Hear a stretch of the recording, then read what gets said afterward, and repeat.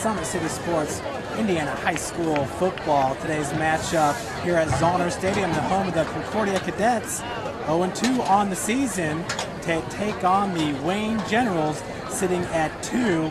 A very intriguing matchup. Folks, today's game is brought to you by Sports Center Incorporated, proud sponsors of Fort Wayne area athletics and their athletes. And over here, the Cadets getting ready to take the field, and they are led by their senior quarterback, David Morrison. David is a 6'2", 190-pounder. He is committed to play next year for Coach Pete Lembo at Ball State. Last year, Morrison was 152 of 325 passing for 1,839 yards. He had 15 touchdowns and 15 interceptions on the season. For the Wayne Generals, the storyline has been Coach Robert Brown in his third season with the team. Coach Brown's first season, the Generals went 0-2, losing by an average of 39 points a game. Last year, Wayne turned it around a bit with a 3-8 record, but still have yet to really win an SAC Summit Athletic Conference game. Last year, their only win against the SAC foe was against Bishop Luers. And of course, that was a forfeit that the Generals ended up getting the W. Coach Wayne brings with them a very talented roster led by Kai Black. He's a junior, plays safety for the Generals, and he's getting some D1 looks, just like the quarterback on the other side of the ball, David Morrison. High School Athletic Department wants to thank Orthopedics Northeast and Sport One for its sponsorships. Kai Black is a 5'10", 197-pounder. Said he's played just about every position. He also has an athletic trainer for the Generals. Coach keeps him now at safety. He feels like that's his best opportunity to get that D1 look in the defensive backfield. He also plays for the Generals basketball team with the Mitchell brothers.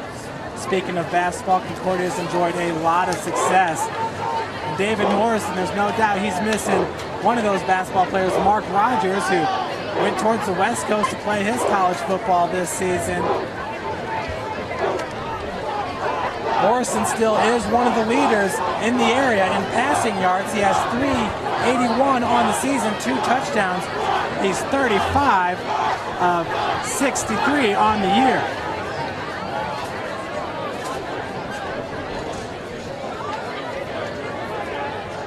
Last week, Concordia took on the Bishop Dwenger Saints, losing the matchup 34-10. Still at halftime, the score was 14-10 until Dwenger rattled off 20 unanswered points in the second half. Keep an eye out for number 1, C.J. Morris. He's a sophomore wide receiver cornerback for the Cadets, along with running back number 20, Zach Reckway.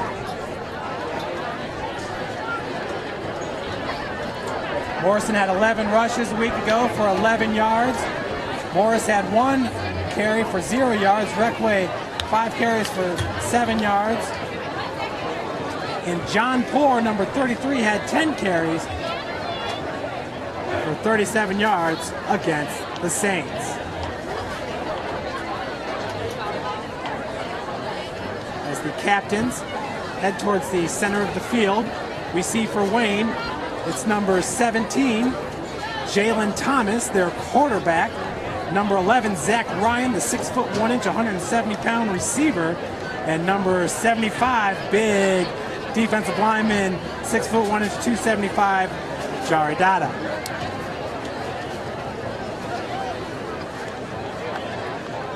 For the Cadets, it's number 62, Tony Perugini, a senior, 6'1", 230-pound lineman and linebacker for the Cadets.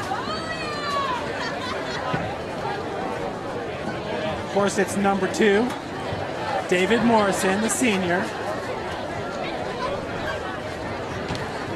Keep an eye out for sophomore offensive lineman, number 74, Tyreek Jackson, 6'3", 285 pounds. And number 75, Todd Jackson, 6'3", 265. Some young offensive line help for the cadets as they build towards the future. Other captains for Concordia, it's number 71, Billy Fairfield, along with number 61, Marquise Alexander, 5'11", 190-pounder. The Generals are receiving the Concordia kickoff. Concordia will defend the south goal. So Concordia will get the ball to start the second half. Kicking off for the cadets. Looks to be number 51, John Pachone, Jr., 5'11", 190 pounds. Excuse me, it's number 90, Andrew Wick, the junior, 6', 165. Kickoff for the Knights.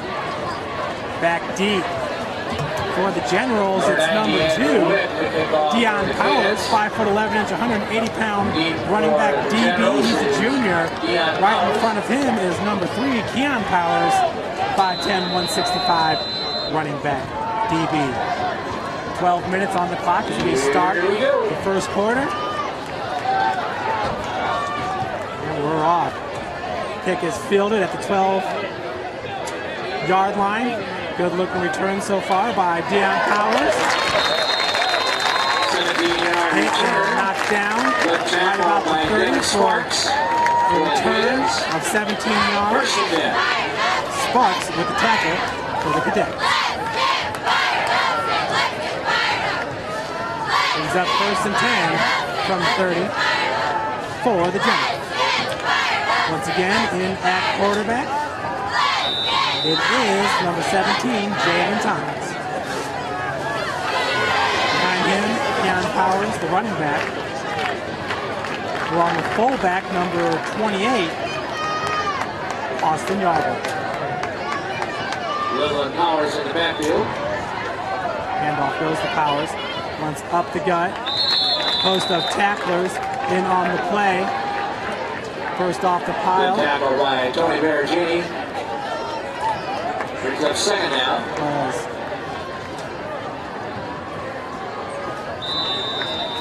Tony Perugini, number 62 for the cadets. Making the tackle, brings up 2nd and 4. Ball at the 36.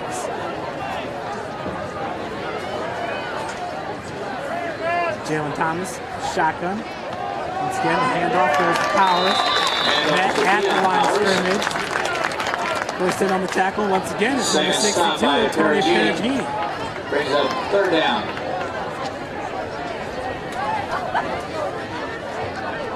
I'll bring up 3rd and 4. No gain on the play. Perugini making both tackles here from his middle linebacker position to start this game. This time single back. We got a double wing formation for the Generals. Behind Thomas, it's Yarbrough. On the wings, it's Deion and Keon Powers. Thomas goes back to pass. He's going to take off here. Hit right away and driven back by number 71.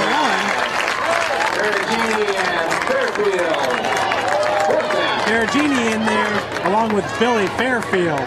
Perugini made the initial contact and Fairfield drove him back. No gain on the play. That brings up, excuse me, they'll call it a gain of 1. It's 4th and 3 from the 37. Back deep for the cadets, it's number 1, CJ Morris, and number 20, Zach Reckway.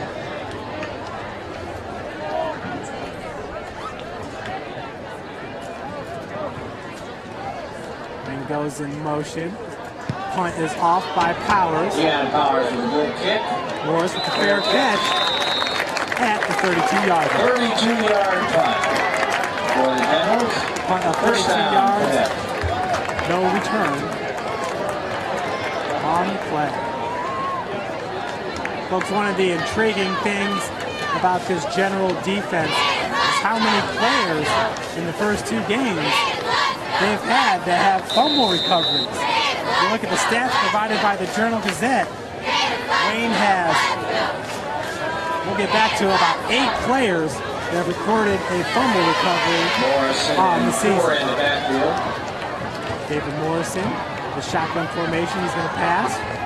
Right away to Morris, little juke move as he drives the pile all the way up to the 40-yard line. Good stop by Wiedemann. Tackled on the play by number 53, Paul Wiedemann, 5'8", 210-pound linebacker. 1.5. Brings up 2nd 1, gain of 9 on the play from the 40-yard line.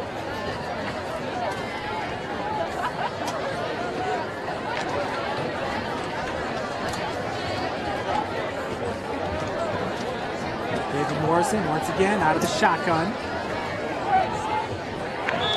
Got Wayne to jump on that play there. Good hard count by Morrison.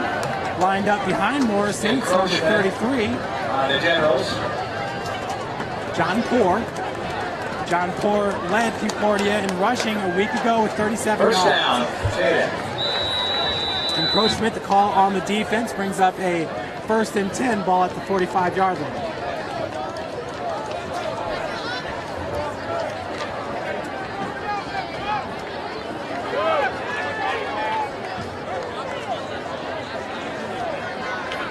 Poor behind Morrison out of the shotgun. Handoff goes to Poor, and he's got a seam, and he's gone down the sideline. He's broke this thing for a touchdown.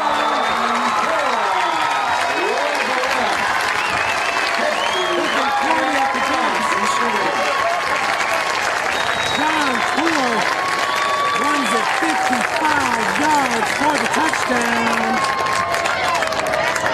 Cadets on the board first here with 8:32 left to play in the first quarter. Poor had a seam and he was off. Nobody was going to catch him. Concordia strikes first here against the Generals at beautiful Zollner Stadium. Andrew Wick for the PAT. Number 90, Andrew Wick, to attempt the PAT for Concordia. It is up and in. Concordia leads 7. Wayne Generals 0. The Cadets strike first here. 8:32 left to play. In the first quarter.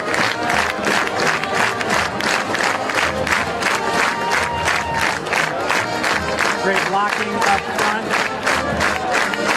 by the Cadets. They're taking a push to serve, drink water after a great scamper. Number 74, that's Tyreek Jackson. You see having words with Poor. Kickoff man set to come out. Concordia. Once again, back deep for Wayne. It's Keon Powers. Just getting started. This great matchup here. Concordia looking for their first win of the season. 1, 2, in the SAC. They lost their opening game close on the north side. Lost to Bishop Dwenger last week. Those are two of the better teams in the SAC. And Dwenger is at Northside today to take on the Redskins. This kick is off. Squibber. It's loose and recovered about the 26-yard line.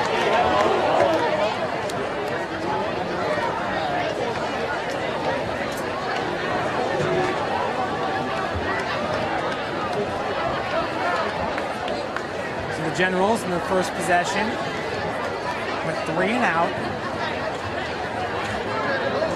The punt was fair caught by C.J. Moore. First and 10 for the Generals from the 28. Concordia. First and 10 here. Quarterback Jalen Thomas out of the shotgun. Right behind him is Yarborough. Handoff goes Yarborough.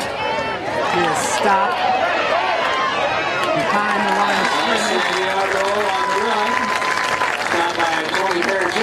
Perugini once again in on the stop. He is playing like a madman today from his middle linebacker position. Trying to make a claim here for first team All-SAC honors. Man, is he making a big statement to start this game. Once again, that's Tony Perugini, middle linebacker for the Concordia Cadets and their head coach, Tim Manigault. Taking his place is Ezra Lanobi. Injured cadet coming off is Scoreboard is 61, Marquise Alexander. Brings up 2nd and 13. With a break in the action. Scoreboard and flickered off a few times. Ball sitting at the 25-yard line.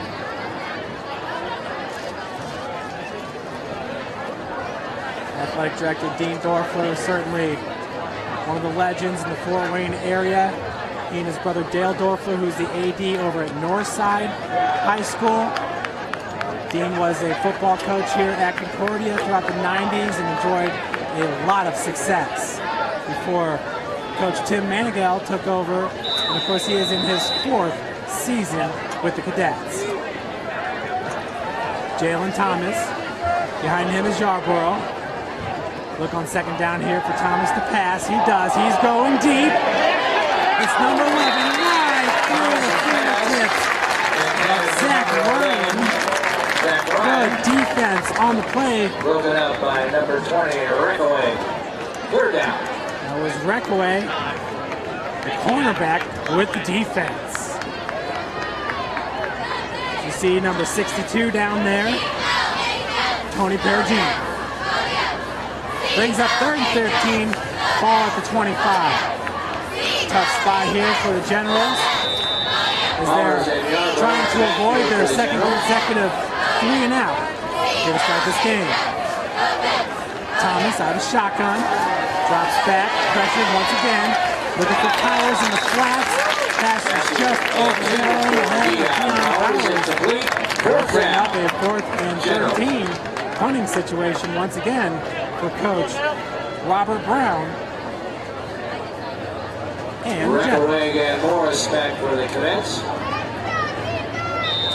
As you see, C.J. Morris and Reckaway back to receive the punt. Last time it was C.J. Morris. They are standing at their own 44-yard line. So it looks like the Cadets, once again, should have good field position based off this punt. Powers back to punt. Sort of a rugby style. Punt's a little bit short. Fair punt by C.J. Morris. On the 45-yard line. And something to keep in mind as this game unfolds. Deion Powers, the punter for the Wayne Generals.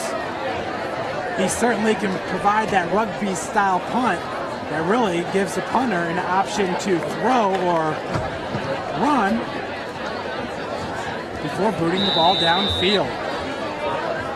It's a play or a philosophy that was made popular by West Virginia about the middle 2000s. So Morrison back in the shotgun formation. He's rolling out to his right, looking downfield. Pass is caught.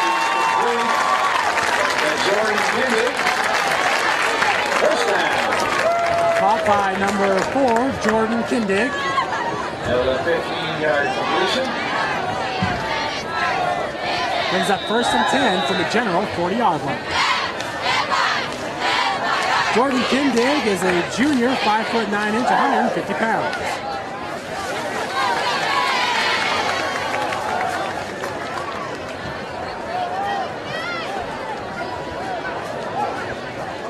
Morrison with Reckaway right behind him. And off goes number 20, breaks a few tackles, still on his feet. Big game, fumble. Play was blown dead.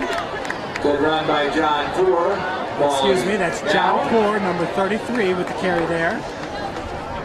1st down, Concordia. Poor with the big 55-yard touchdown run Concordia's first possession. So that brings up 1st and 10 now, ball to 29.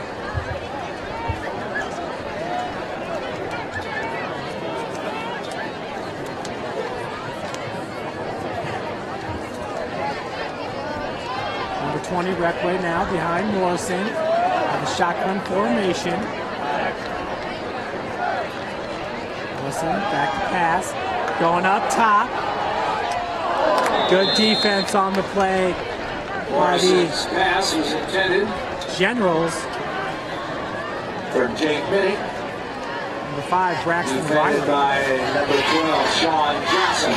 Number 12, Sean Johnson, also in the area, providing some help. Braxton Riley's a 5'9", 150-pound cornerback.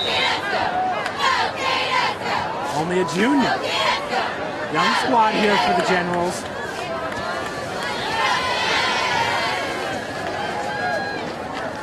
Morrison now under center with Reckway behind him. It's 2nd and 10. Handoff goes to number 20, and he's spun down right away by number 53. Paul Wiedemann. Brings up 3rd down.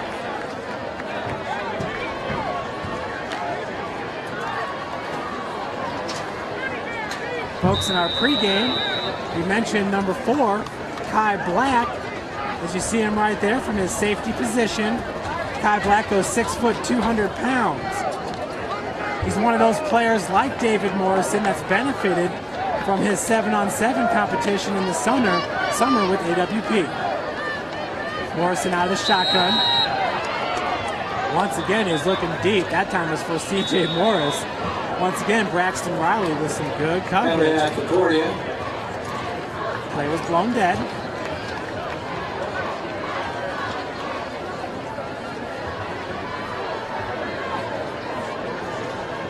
Had a chance to talk with assistant coach for the Cadets before the game, Armando Bustamante.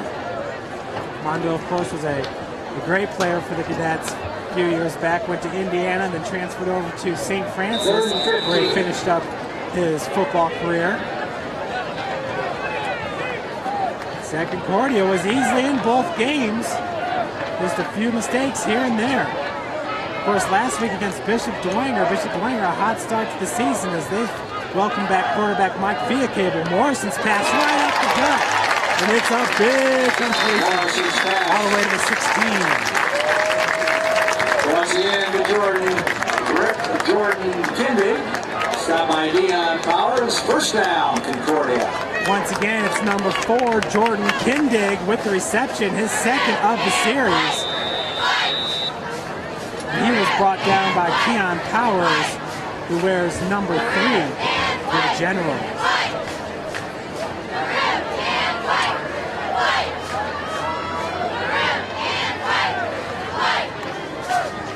Behind Morrison, it's number 33, John Poor. Morrison back to deep to pass again. This time it's an out pass. Incomplete. Morrison's pass is incomplete. Defended by Braxton Riley. Intended for Jake Minnick. 2nd down. Minnick, the intended receiver. Morrison's had most of his luck on the intermediate route so far in this game. And definitely got some help from his running back, John Poor, with the big 55-yard touchdown run to open the scoring here for Concordia. 2nd and 10 now. Ball's at the 17-yard line. 5:05 on the clock. Nice touchdown by Poor. And it's a touchdown. Once again, Broward calls the fumble there. Poor is going to add a touchdown. Ball's dead on the 1-foot line, it looks like. Excuse me, they say he was not just short of the goal line. A gain of 16.5 on the play. 1st and goal. How about the running of number 33, John Poor, the senior, 6'1", 170. He has really showed up to play. Tonight's big matchup, a beautiful Friday night here in Fort Wayne, Indiana. Morrison under center. He's going to keep it himself. Walking the punt. Concordia takes takes the 13-0 lead here with 4:40 left on the clock. David Morrison, once again, he's committed to play ball for Coach Pete Lembo, Ball State University in nearby Muncie, Indiana.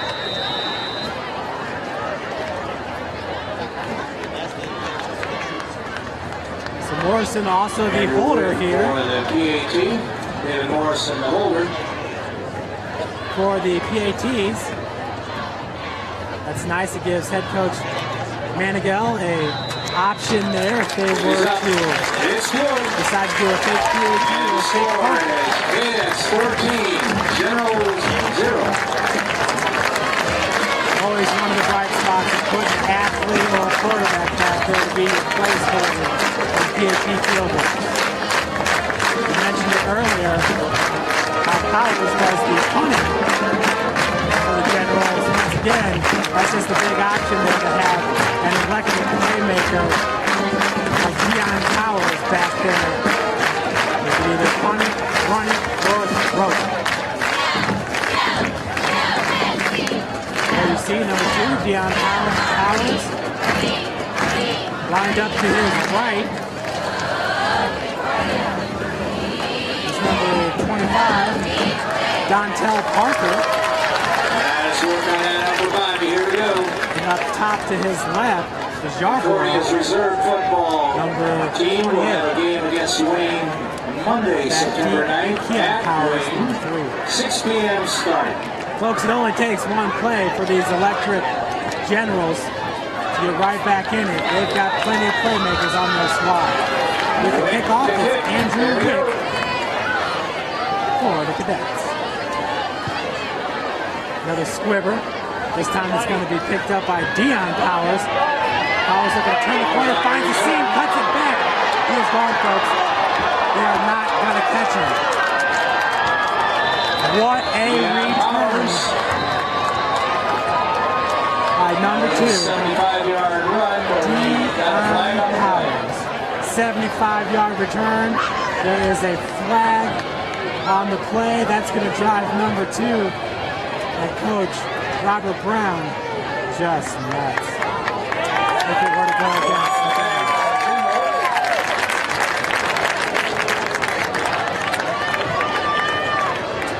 That's a heartbreaker, folks. Just a heartbreaker. Not sure if holding was called there. Could have been the hold that sprung that big 75-yard return.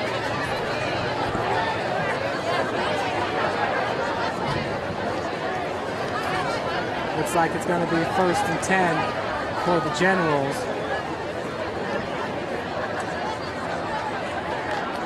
Ball will be placed at the 30-yard line. Placed at the 30-yard line, 1st and 10 Wayne.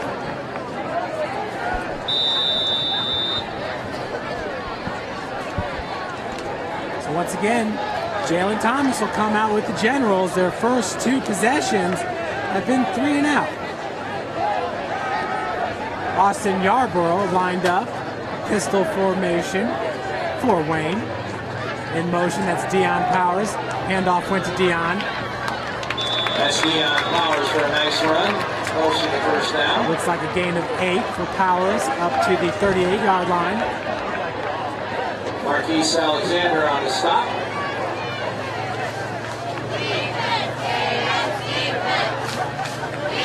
Deion Powers is going to take a little bit of a breather there. He just got done running 75 yards. Picked up a gain of 9 there. It's 2nd and 1. Ball's at the 39. Into the game is Braxton Riley, the cornerback, who's played really, really good. Guarding C.J. Morris from his cornerback spot. Wingback in motion. Option. Thomas pitches it late. Yarborough gets hit right away. Yarborough, it's a difficult pitch. Hold on. For a loss, tackle was by Zach Reckaway. Number 20, Zach Reckaway with the tackle. Also enjoying a nice game so far. Bring up 3rd and 5, a loss in 4 on the play. Ball's at the 35.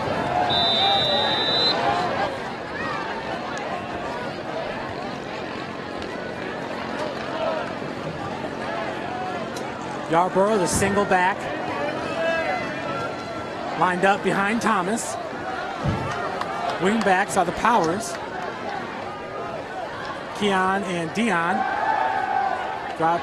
Thomas has all day to throw. Pass across the middle. There's a flag on that pass play. Intended for number 11, Zach Ryan. The flag was thrown in the area of pass interference, which would bring up a first down for the Generals. And it is. Pass interference on the Cadets.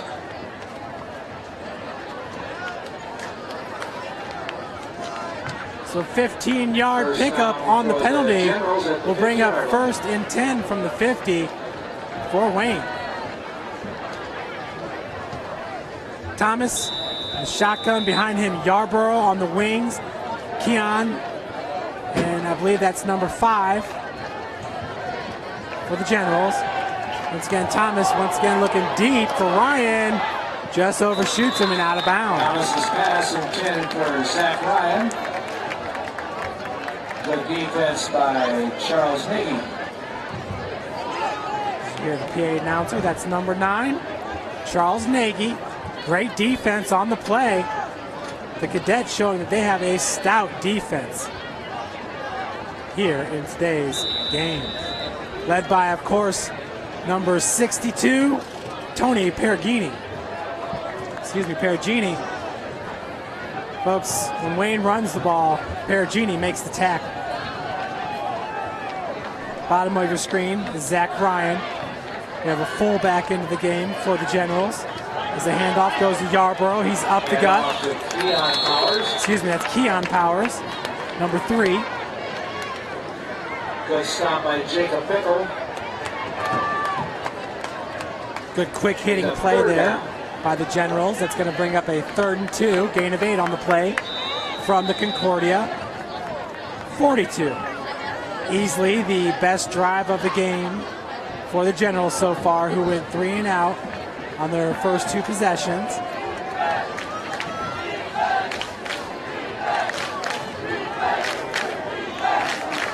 Thomas out of the shotgun. Handoff goes to number 16, who's juking but loses his footing right around the 39-yard line. First down, Wayne. DeQuavis Williams, with the run, number 16. He's also lined up as fullback a few times. He's 6 foot, 160 pounds, junior running back. What a strong junior class here for Coach Brown and the Generals. So we got 1st and 10 now, ball at the 40. Pitch goes to Williams. Breaks a tackle. Gets pushed out around the 27-yard line. Stop by Alex Kunkel. More than enough for a first down.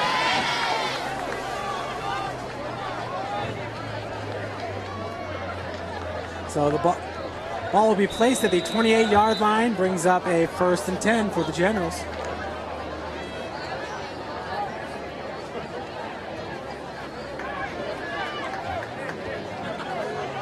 Williams behind number 17, Jalen Thomas. They go number 16 and number 17 respectively. Thomas once again pressured. What a beautiful pitch while falling down. I believe that was Williams that received the pitch. And it was. Good tackle by Batchelder. But the Cadets were not fooled on the play. Led by number 67, Carter Batchelder. Brings up 2nd and 22. Carter Batchelder is just a sophomore at 6'2", 200 pounds. There is some real talent here for Concordia in the sophomore class. Some really good size, offensive and defensive line. That's Williams once again lined up behind Jalen Thomas. Powers goes in motion. The handoff goes to Powers. Led by Powers. He is gone. Broke a few tackles, bobbing and weaving. Touchdown. Wayne General. 40-yard.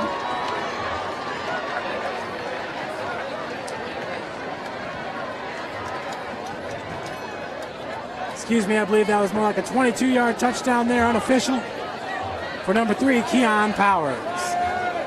Boy, did it look pretty too. As I'd stated right as this drive started, playmakers up and down the sideline there for the Generals. Deion Powers had returned the kickoff 75 yards, and Nick got called back.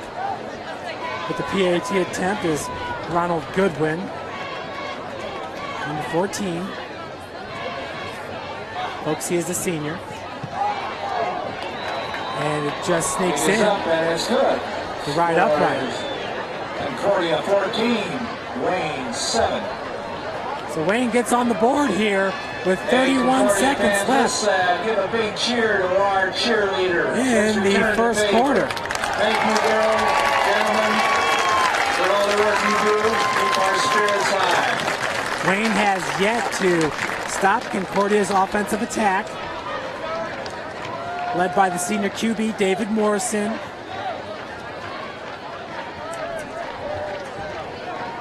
Along with some strong running by number 33, John Poor.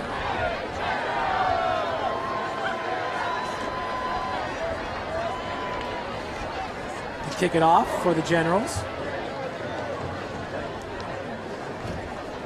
It'll be number 14, Ronald Goodwin. Back deep is going to be C.J. Morris for the Cadets. Right in front of him is Poor and Reckler. Taking off for the Generals is Ronald Goodwin.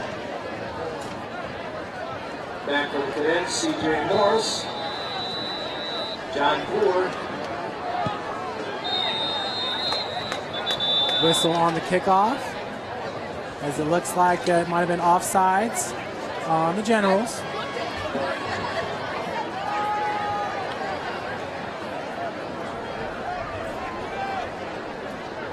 Those are the type of things that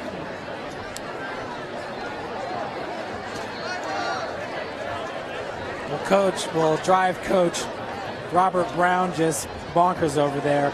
He's got a 5-18 record at Wayne. And folks, if you haven't had a chance, some wonderful articles on Coach Brown, who came to the Generals from Snyder High School and has really turned things around there in his 3 years. Kick is off to C.J. Morris. Morris makes a few guys miss, still on his feet. Taken down right around the 40-yard line. Tackled by number 4, Kai Black. 29-yard return. 29-yard return. Down to the 41-yard line. C.J. Morris. First and 10 at the 41. Kai Black was in on the tackle. He said he's getting the majority of his looks from Nebraska and Indiana. So definitely some good Big Ten programs they're looking at Kai Black. He's also a member of the Wayne basketball team with the Mitchell brothers, Justin, Jesus, and Levi Mitchell. Morrison pitches it off. Big gain of about 9 yards. Poor with the run, number 33 for the Cadets. Stopped by Braxton Riley. What vision, speed, and strength by number 33. Second and 2 at the 49. They'll bring up second and 2, gain of 8 on the play. I gotta say, Poor's probably averaging close to between 20 and 30 yards a carry here in this game. Not a bad stat line. Morrison out of the shotgun. Poor right behind him. Hand off to Poor, and wow, he was met right away. Down by number 75, Jari Dada. That's Jari Dada. Celebrating with number 5, Braxton Riley. 2 yards. That's the end of the first quarter. Concordia 14, Wayne 7. Please give your attention to midfield. Well, for our coach, special presentation Robert Brown, that is the way you want to end the first quarter. May not have started the way he wanted it, but it's ended pretty nicely. Kickoff return, they got called back. That didn't hamper the general offense. Including holding all the girls' indoor and outdoor hurdle records. The daughter of Mark and Concordia alum Lonnie Brack, Simone has earned 5 state track and field medals, including first place in the 300-meter low hurdles. To mark this achievement tonight, we honor Simone by presenting her with our 2013 IHSAA State Championship ring. Congratulations, Simone.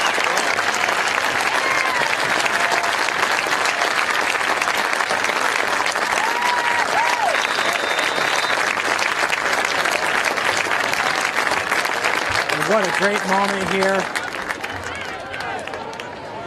for the Concordia track stars. We're back to the action, 3rd and 4. Ball is at their own 47-yard line. Morrison dropping back, pressured, and he's hit. Nice flip, heads up play there by Morrison. I believe they're going to get that first down.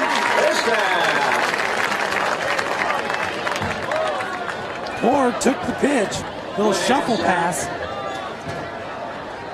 Heads up play there by the Division I recruit, David Morrison. Folks, pressure was heavy there by number 75, Jari Dada.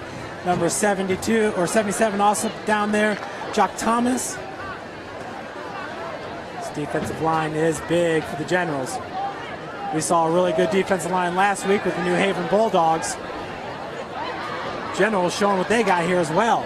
1st and 10, ball at the Wayne 47-yard line. Morrison dropping back. Wide open, C.J. Morris. Morrison's pass to Morris. Good for a first down. Down by number 12, Sean Johnson. Tackled on the play by number 24, Chris Merle. 5'10", 160-pounder.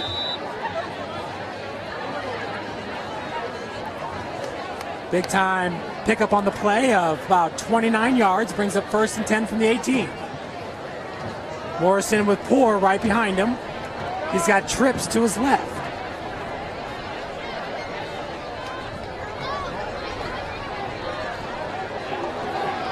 Morrison with the option, pitches it to Poor. Poor gets around the edge. Looks like a gain of about 6 on the play. Tackled by Chris Merle. Chris Merle once again At the 8-yard line. getting into the action there with the tackle, along with number 12, Sean Johnson. 5. Concordia offense is moving here at 2nd and 5. Ball is at the 8-yard line.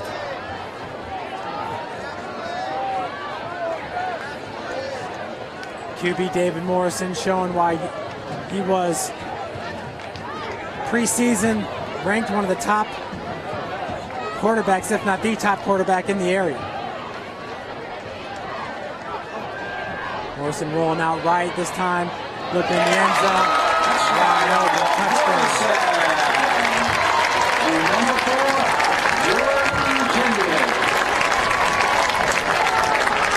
4, Jordan Minnick with the touchdown there. I believe that is his 3rd reception of the game, proving to be a valuable target for the senior QB. As Morrison's in now to hold the PAT. Folks, be sure to check out SummitCitySports.com for a highlight of today's game, as well as a rebroadcast. We also have a camera out at East Noble tonight to get that big-time matchup. 2-2-0 squads, Homestead at East Noble. Kick is up and good. And the score is Concordia 21, Wayne Generals 7.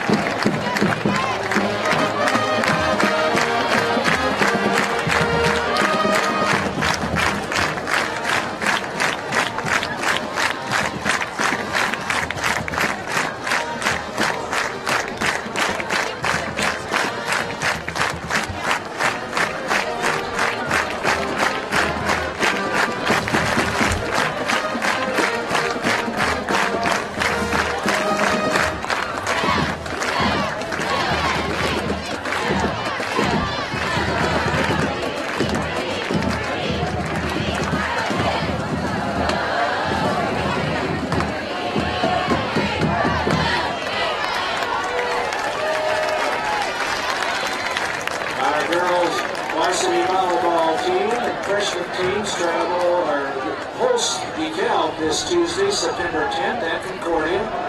5 p.m. Once again, back deep for the Generals. It's Keon Powers with Dion Powers right in front.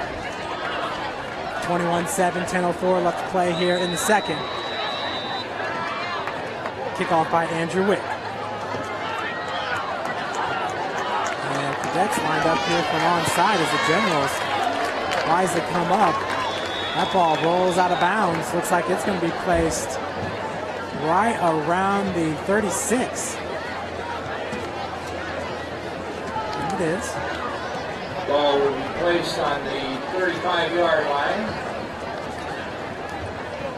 Penalty is delay of game. 1st and 10, Wayne Generals.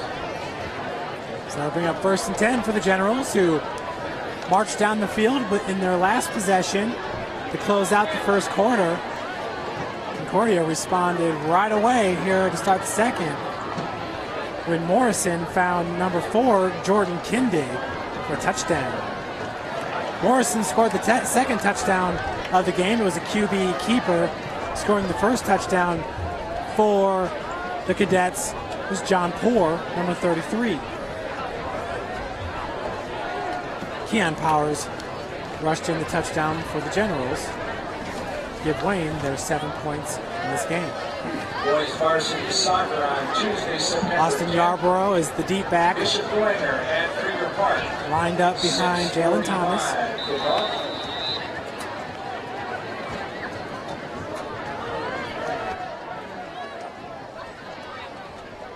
High snap. Thomas crowds it. Keeps the option himself. Tackled by. Also in on the tackle there is number 70, Connor Batchelder. Part of that big defensive line.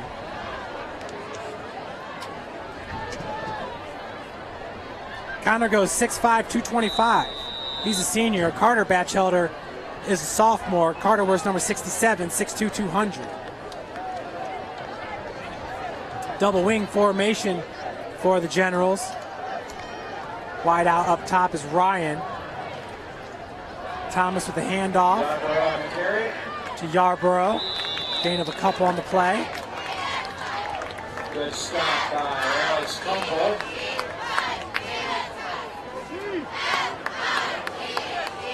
It's going to bring up 3rd and 8, ball at 38. 3rd down, 8.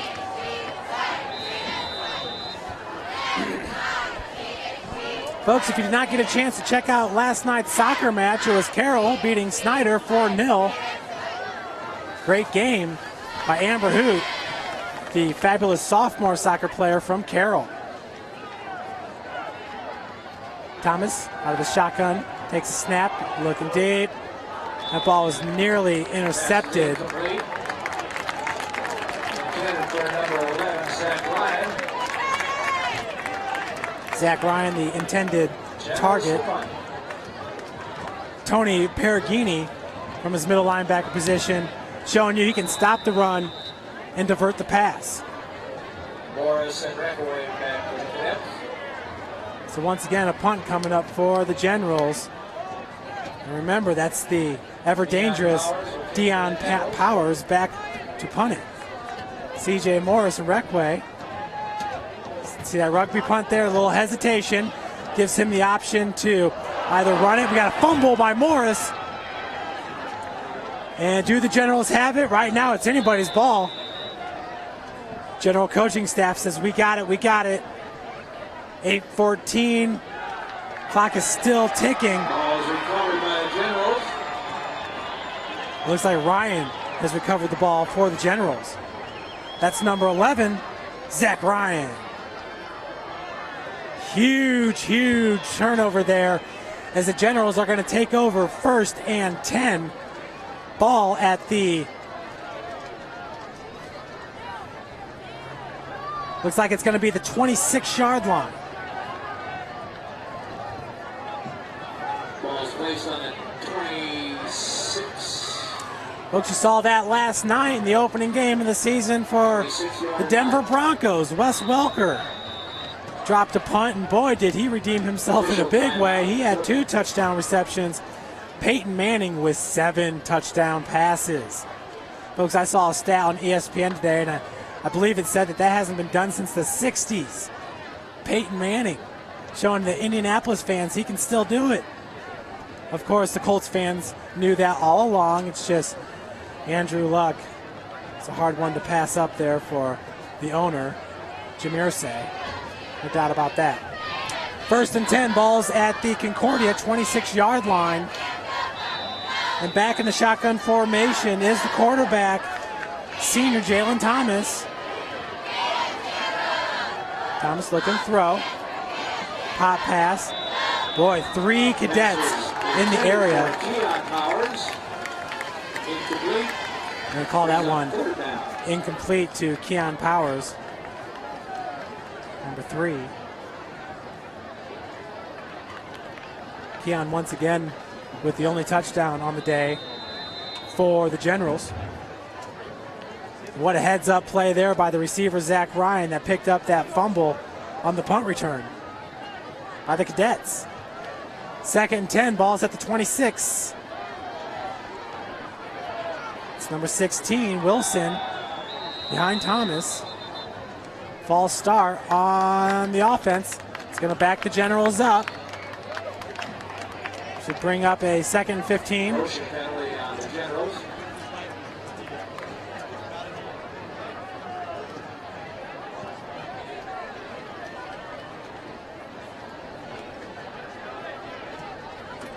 So they'll put the ball at the 31-yard line of Wayne. Excuse me, of Concordia. 15. Now behind Thomas, it's number 28, Austin Yarborough.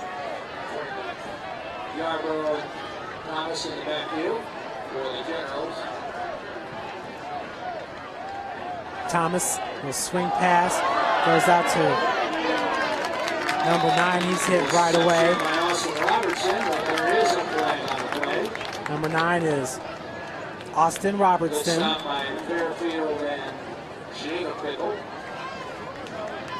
Also in on the tackle once again, it was number on the Generals is called. 71, I do believe.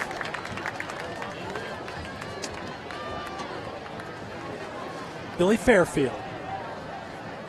Billy's a senior, 6'1", 195. O-line, D-line.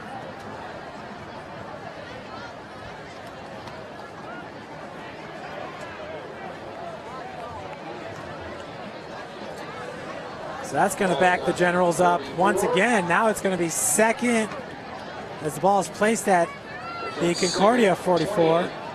2nd and 28. That's Pickle. Thomas with Yarborough behind him. Thomas looking to throw. He's going deep. He's got a man. Just overshoots him. That was Deion Powers. Good coverage on the play by Concordia's Devin Sparks. I'll tell you what, Jalen Thomas has had a few receivers open downfield. He's probably overthrown about 3 or 4 balls.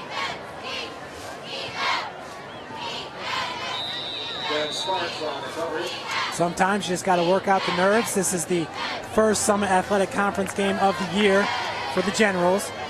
who opened this season up with a 2-0 record. First time since, I believe it was 1998. The Generals have started the season off 2-0. Thomas once again dropping back on third down. See if he keeps it himself.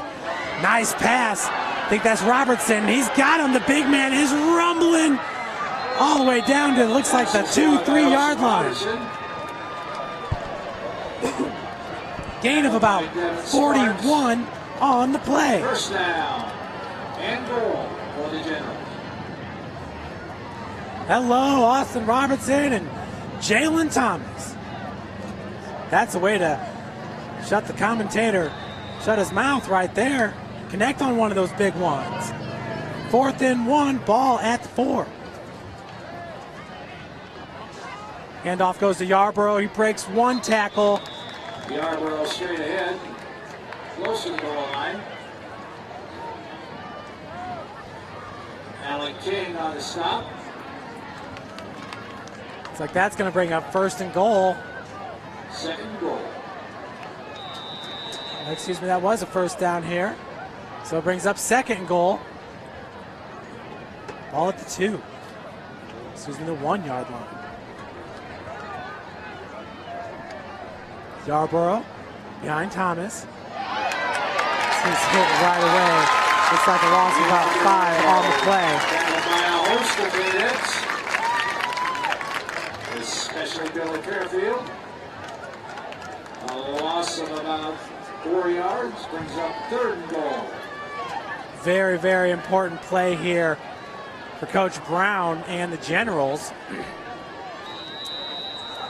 And certainly, this is a point in the game where they could look to go for it on 4th down if they do not convert here on 3rd down. Got a fullback into the game as Yarborough. Pitch goes out. I believe that's Keon Powers. He's got speed, and he is in. Keon Powers, 5-yard run, touchdown. His 2nd touchdown of the game from 5 yards out.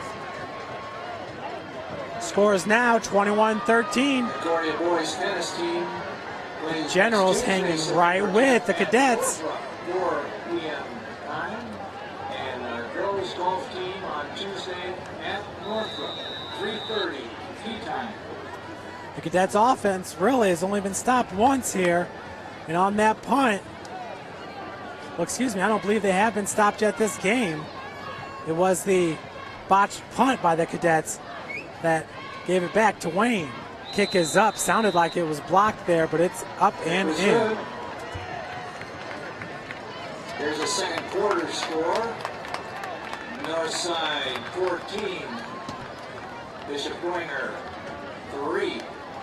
Second quarter. You hear that? It's a big score right there. Northside up 14-3 over Bishop Dwenger. A lot of teams had Dwenger as a lock to win that one after Dwenger opened up the season with a convincing win over Southside. I believe that was 24-14. And then winning it last week here against Concordia, 34-10. 5:57 on the clock. Next Friday night, the Cadets travel to Southside for a football game. 7 o'clock start. Come on out. Folks, next week, there's a very intriguing matchup, and it's out of the NHC when New Haven travels to take on Carroll. 4 minutes to go in the second quarter. Folks, if you did not get a chance to see the Bulldogs, just go to SummitCitySports.com and check out the highlight and broadcast if you would like. Wow, what a game that was. I'm telling you, New Haven, their defensive front seven is as good as any you'll probably see in the Fort Wayne area this year.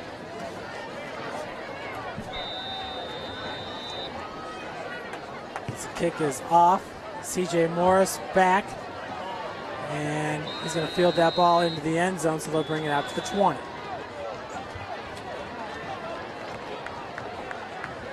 But once again, to remark back to that New Haven defensive line, Jacavius Hampton is one defensive end, Jakari Wilbert.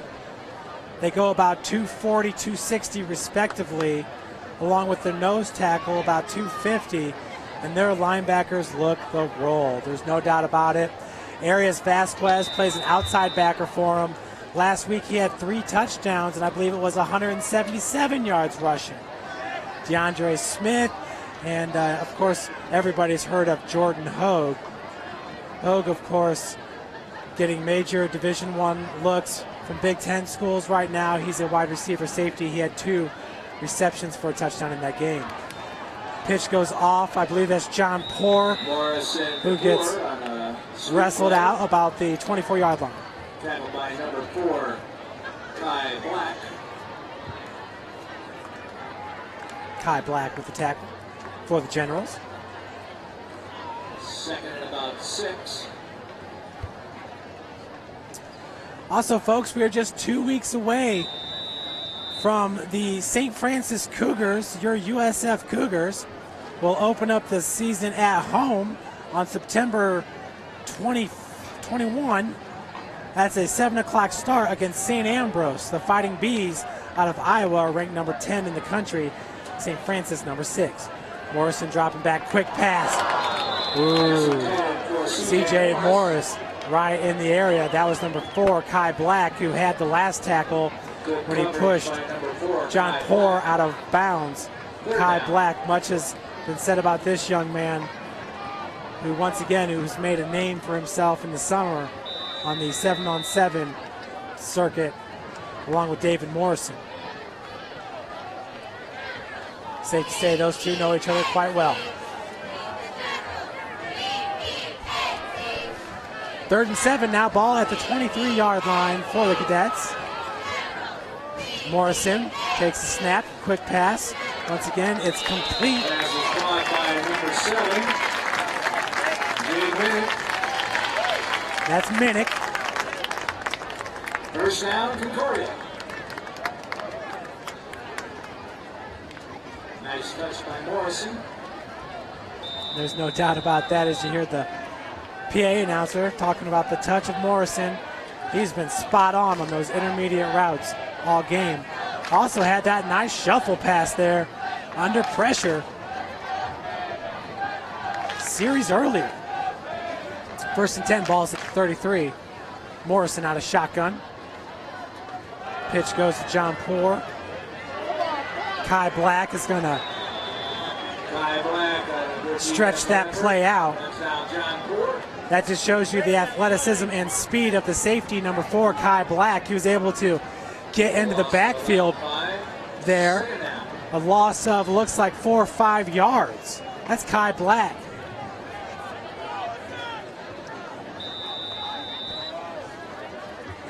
John Poor, number 33, is not an easy running back to bring down, as has been evident in this game. John Poor rattled off a 55-yard touchdown run. Impressive. 2nd and 14, balls at the 29-yard line. David Morrison in the shotgun formation. Morrison under pressure, reverses his field, and that pass is caught. Wow. Good comeback on that catch. Number 3, Devin Sparks. That's Devin Sparks, number 3, the sophomore, 5'9", 170. Folks, there were 3 Generals right in the area. Devin Sparks had to come back to that ball, wrestled it away from all 3. Reminds me of a reception I saw last weekend when Greg White was able to take it out of the hands of a New Haven defender. Greg White from Woodland, a fantastic cornerback and wide receiver for Coach Sherwood Haydock and the Warriors. Greg White was also featured in the Northeast Indiana Game Night publication this week, along with Keon and Deion Powers. Folks, that's what David Morrison brings to the Cadets. The moxie there, comes up to the line of scrimmage, barks his calls, and pulls the encroachment from the defense. Looking like a young Peyton Manning out there, directing his offense.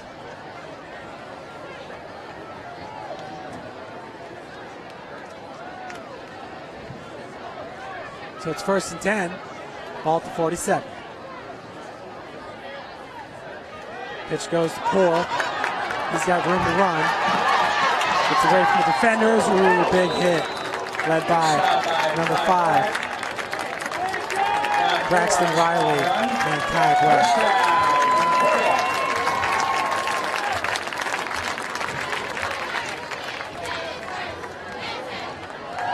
But John Poor just proven to be so valuable for Coach Tim Manigal and the Cadets.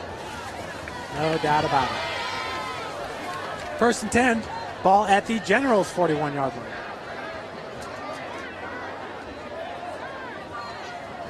Once again, that's Poor.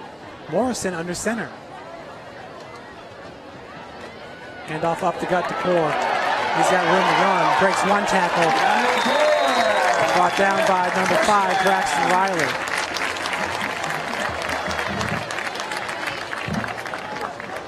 Well, if you had to say, hey, who's the MVP right now for the Cadets? 1A might be David Morrison. 1B would be John Poor.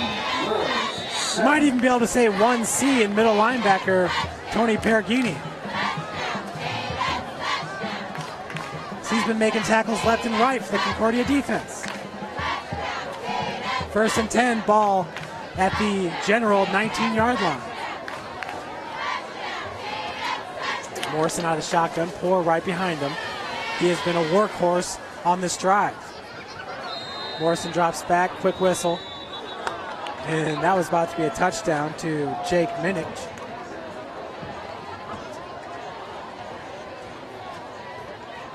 That's not fun. Boy, you could just ask Deion Powers, who returned 175 yards for a touchdown on a kickoff, just to have it called back. It's not every day you get to return a kickoff for a touchdown. Not every season.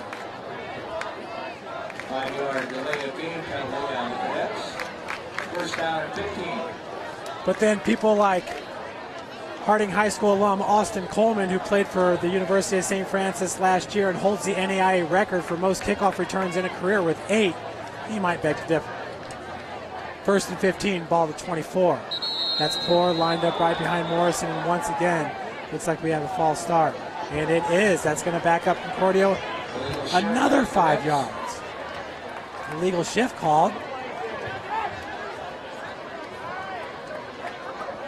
And you can see this offense is as fluid and as potent as probably any in the SAC, with a slinger like David Morrison at the helm.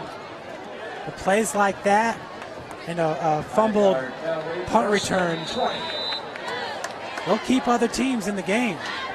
No doubt about it.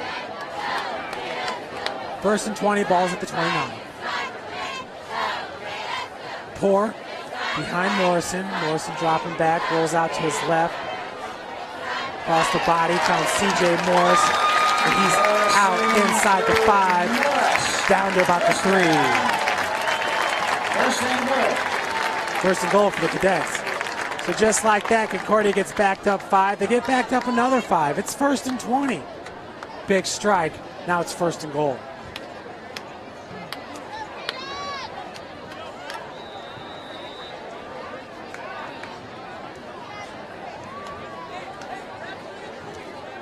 Wayne so far does not have an answer for the strong right arm of David Morrison. That time throwing across his body to find C.J. Morris for the 1st down. Morrison now under center. It's a handoff to Poor. John Poor with his 2nd touchdown of the game. A run of 55 yards and a run of 3 yards. John Poor is vying for Player of the Week honors here in the city of Fort Wayne.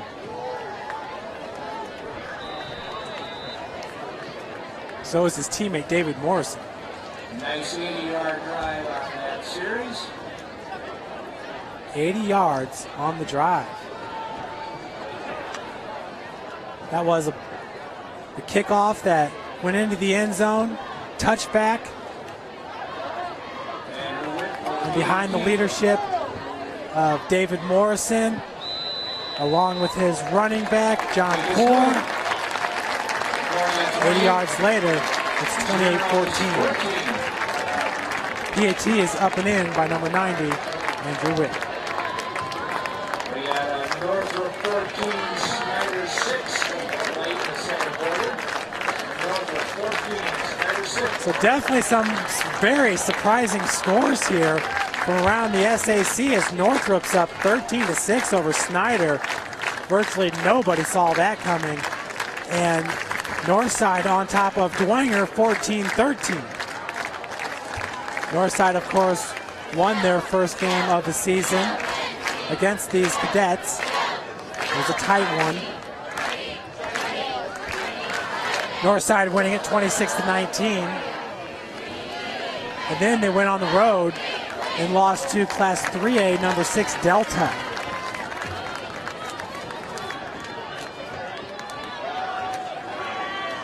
And there's a correlation between Delta and Wayne, and it stems back to the 2010 season. That was the year before Coach Brown took over the general program. And no matter what happens tonight, Coach Robert Brown has done just a fantastic job with the Generals in Wayne High School. Sitting on that kickoff right there was number 28, Austin Yarborough, 5'10", 200 pounds. First and 10 coming up from the General 31-yard line.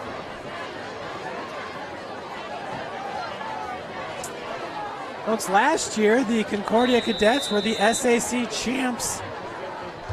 No, excuse me, Northside was the SAC champs. There was actually a three-way tie between Northrop, Concordia, and Northside, but Northside had beat both Northrop and Concordia.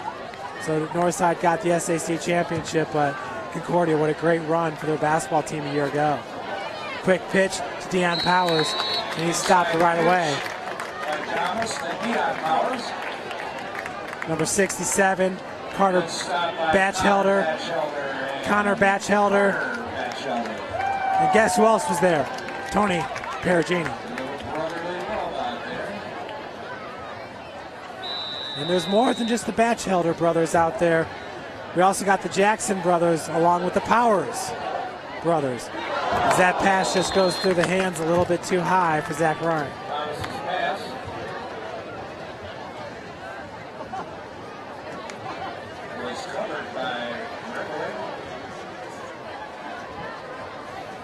Number 11, Zach Ryan, covered by Reckway. Number 20. He's had a fantastic game from his corner position. He's going to bring up 3rd and 9, balls at the 32-yard line. Generals with the fullback is Yarborough. I believe that's number 9, Williams, right behind him. Could be Keon Powers. That is Keon. Makes one guy miss. Batchelder's there to swallow him up.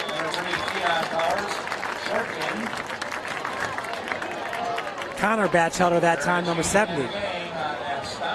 Along with Billy Fairfield, number 71.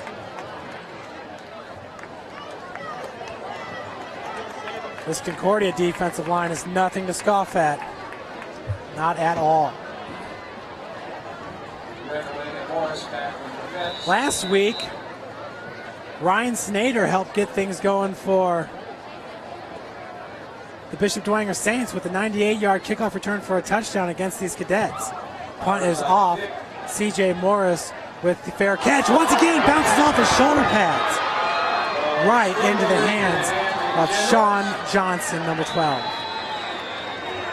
And about the 31-yard line, 1st and 10. Second fumble from the punt return unit by the cadets. And that's going to breathe new life into the Wayne Generals offense here. They are down 28-14 with 1 minute and 34 seconds left to go on the clock. I can't even state enough how crucial that play was. We'll see if Wayne can capitalize. And I guess the importance of that play depends on what Wayne's able to do here. Thomas with the pass, once again too high for Ryan. Pass intended to Zach Ryan. Good defense by Alec King. Well, folks, there's no doubt about it. Number 17, Jalen Thomas, 5'10", 175-pound QB for the Generals, has a strong arm.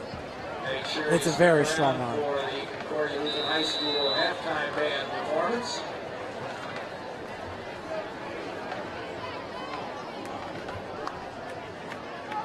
Yarborough behind Thomas there. Thomas in the shotgun formation. 2 wide to the left. 2 wide up top. Thomas looking for somebody. And he's going to run it himself. He's made about 4 defenders miss already before he gets stopped by a host. Fairfield's in there. Reckwig's in there. Along with number 62, Tony Pericini.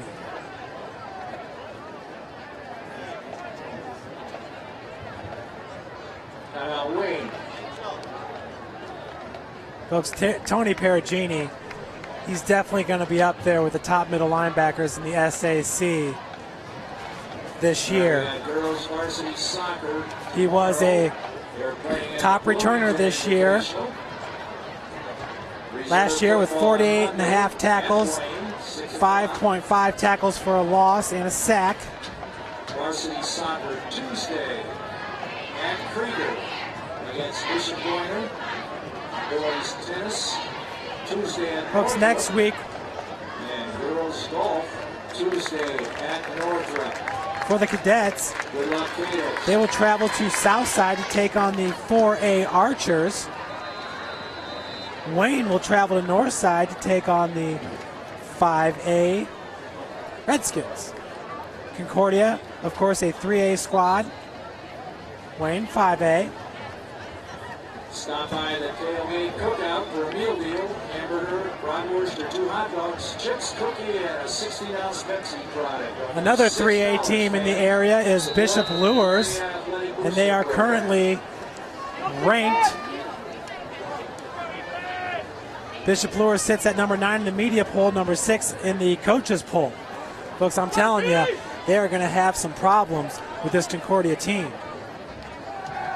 Jalen Thomas goes back, pressured heavily.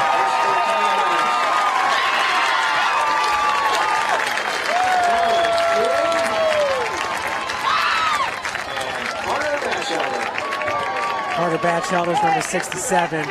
You also heard number 22, Alec King.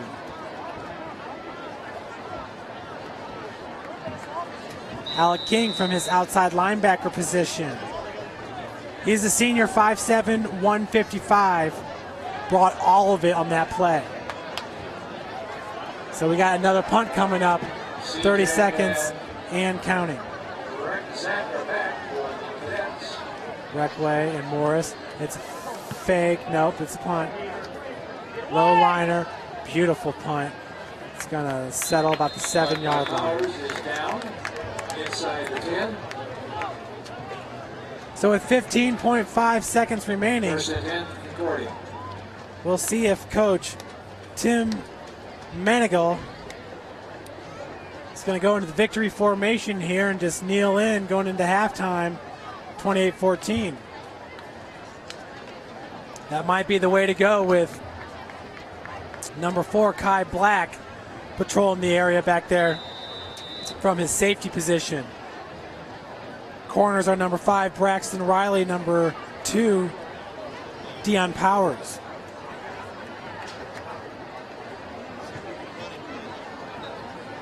And it is. So that'll do it. As the Cadets are up 28-14.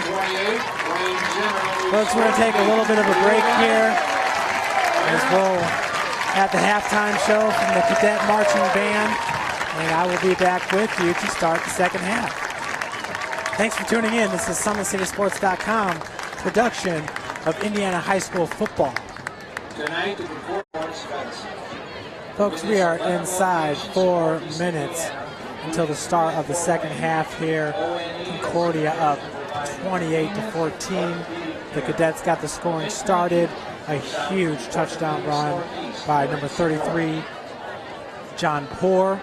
He's a senior, 6'1", 170 pounds. 55-yard scamper down the far sideline. heading into the west end zone. Great touchdown run by John Poor. And Concordia really has not let up.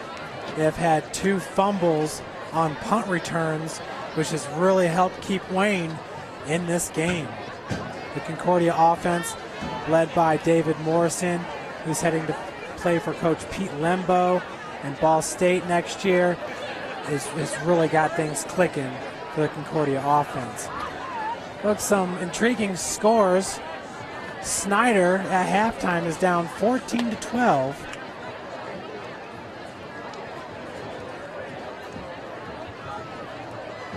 To Northrop. That's a battle at Spooler Stadium. And I just got a text here. Real good game out of East Noble. Homestead is losing 14-7. East Noble, of course, with a very talented running back there for the Knights. Folks, remember, you can tune in to SummitCitySports.com. We hope to have the highlights up by Monday. Busy sports weekend over at St. Francis this weekend for myself, but I do hope to have those highlights up by Sunday night or Monday. We will have highlights from the East Noble Homestead matchup, and of course the matchup here at Zoner Stadium. It's Wayne and Concordia. Wayne 2-0, Concordia 0-2 on the season. The Generals opened up against 5A Anderson and won it 61-27. And last week against Kokomo, another 5A school. Both those games were at Wayne, and the Generals beat Kokomo 39-13. Concordia opened up the season hosting Northside, 5A school, losing it 26-19 a week later at Dwenger. And of course, Dwenger plays here at Zoner Stadium, so it's kind of a home game for both teams no matter what. Dwenger getting the 34-10 victory. Of course, in that game, the score was 14-10 at halftime. And actually, Dwenger, well, the score was all tied up at 7 when Ryan Sinader returned a kickoff return, 89 yards for a touchdown. Wick got a 37-yard field goal before the half. In the second half, it was all Dwenger in that one. Dwenger quarterback Mike Fiacable had 5 rushes for 27 yards. Tippman had 11 rushes for 78 yards. Sinader 8 rushes for 25 yards. Gabbett 5 rushes for 12 yards. Passing in that game, Morrison was 12-21 for 118 yards, 0 interceptions. Fiacable was 10-17 for 124 yards. Receiving wise, it was Sentliver, 2 receptions for 36 yards for Dwenger, and Watercutter had 8 receptions for 88 yards. Minich led the Cadets with 53 receiving yards, 7 catches. Poor had 1 catch for 3 yards. Morris, 1 catch for 31 yards. Sparks, 2 catches for 25 yards. Kindig, 1 catch for 6 yards. All of those Cadets have been instrumental in this game here against the Generals. Concordia Lutheran High School's Athletic Hall of Fame will induct their... The Generals are still looking for their first ever SAC win under head coach Robert Brown. Last year the team went 3-8. One of those wins came against Lures. There was a forfeit victory, and I believe that was for playing an ineligible player, or a player that got deemed ineligible, or don't quote me on that one, not 100%. Wayne last week, Austin Yarborough, a 2-yard touchdown run. Keon Powers, 75-yard kickoff return. Dion Powers, a 55-yard punt return. Zach Ryan, 14-yard reception. Dion Powers, a 30-yard reception. Keon Powers, a 3-yard run. Wayne put up 39 against Kokomo.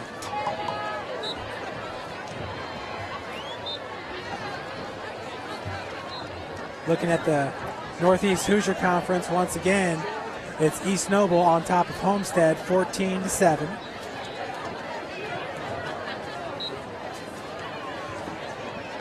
Last week, Homestead beat Valparaiso 21-10. Carroll beat Huntington North 41-6. East Noble beat Warsaw 49-14. New Haven beat Woodland 49-21. Arguably, those are the top teams in the NHC. They all have 2-0 records. Next week, New Haven will travel to Carroll, and right now it's East Noble on top of Homestead. Columbia City senior running back linebacker Sam Daly was released from Lutheran Hospital this past Tuesday, according to an email from Daly's aunt. And Daly now is in a rehabilitation center after suffering a head injury during the third quarter of the Eagles' 33-14 win or loss at Warsaw. So our heart and prayers go out to Columbia City senior running back linebacker Sam Daly. We wish him the best and a speedy recovery. Last we heard at Northside, Bishop Dwenger was down 14-3, but that was a first quarter score. Folks, we'd be remiss not to mention that Snyder Athletic Director Russ Isaacs will retire after this year. He's been the AD for 5 years after taking over from Mike Hawley. He was Snyder's head football coach for 18 years, from 91 to 2009. He had 194 wins at Snyder, including a 1992 Class 5A state championship. And a good friend of mine was a part of that team. He was a freshman starting linebacker. His name was Jabbar Robinson. Went on to play at Indiana University, a fantastic linebacker. I believe, and he started every single year at Indiana, and I believe when he left the Hoosiers, he was their 4th all-time leading tackler. So that's Jabbar Robinson, who played under Coach Isaacs and won a state championship in 1992. Coach Isaacs also served as an assistant football coach from 1976 to 1991. He also guided teams to the state finals in 2002 and in 2004, and he won 9 SAC titles, the last one coming in 2005.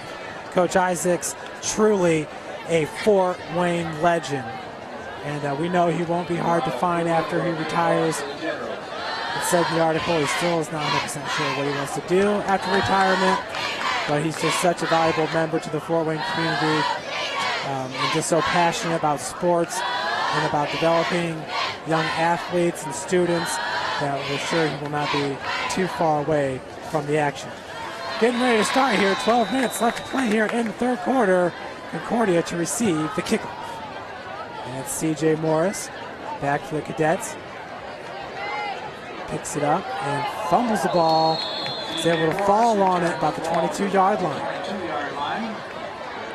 And he is slow to get up. Not sure if that's a cramp. First and 10, Concordia. Either way, it's going to bring up first and 10 for the Cadets at the 22-yard line.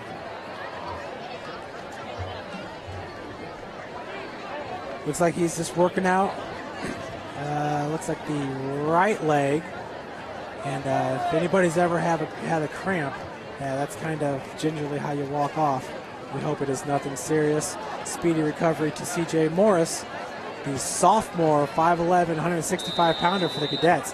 He's a good one, no doubt about that. So 5 seconds have ticked off the clock here in the third quarter.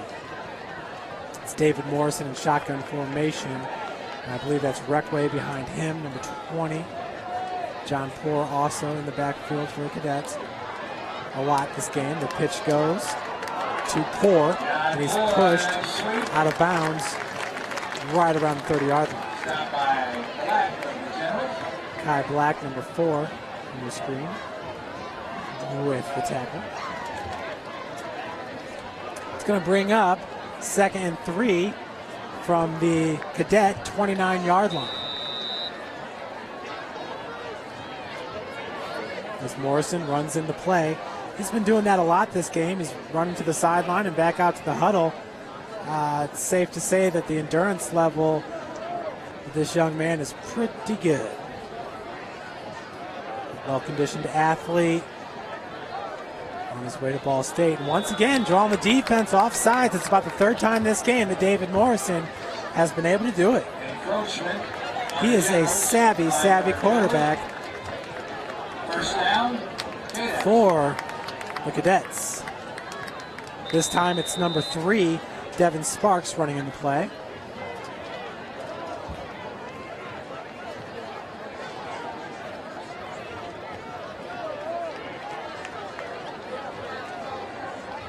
Morrison, shotgun formation. Poor right behind him, play action, and wow. Looks like that's going to be an incomplete pass. They might call grounding there as a flag comes out. Big hit, great pressure by number 21 for the Generals. That's Andrew Moore.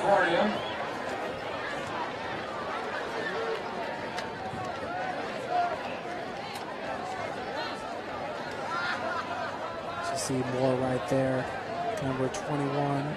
That's a 10-yard penalty and the loss of down.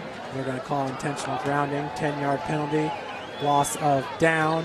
It's going to bring up, I believe, 2nd and 20 from the Cadets, 20-yard line. Folks, if you've ever been to a Concordia basketball game, when they do the starting lineups, they always have the cadets out there that shoot the rifles off at center court. We haven't seen it tonight at the football game, but it's always a really, really neat tradition over at Concordia. Morrison, screen pass in the flats, tackled right away is Poor. Let's see who was in on the tackle. That's John Poor. Thought it was Keon Powers, number 3, and it was.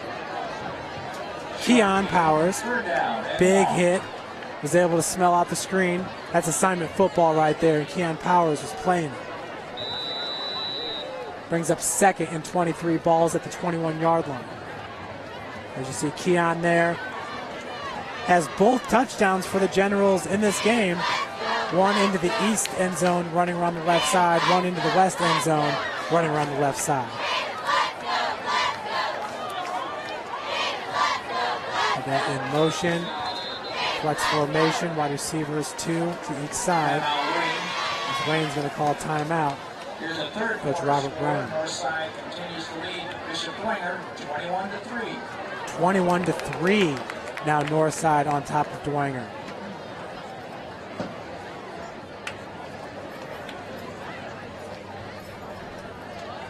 That right there considered by many to be an upset. And you hear that Snyder now has taken the lead over Northrop. They're down 14-12 at the half. But Snyder definitely a heavy favorite over Northside, and a lot of the local publications had picked the Saints over Northside, Snyder now over Northrop. But so the Saints down 21-3. That's a statement there by Coach Hall and the Redskins. No doubt about that one. Northside brings with them the quarterback, Levette. Might be one of the more athletic players in the conference.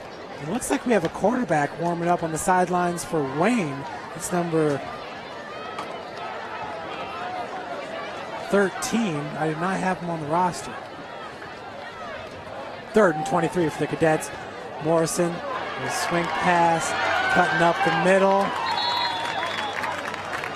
Dada with the tackle. That was Sparks with the reception. Defensive lineman came back to make that play. Let you know about that young man's athleticism. Very cool play there for a D lineman. It's coming up. The line of scrimmage was Sparks. Caught it and cut it into the middle of the field, but Dada was waiting. So it's 4th and 14.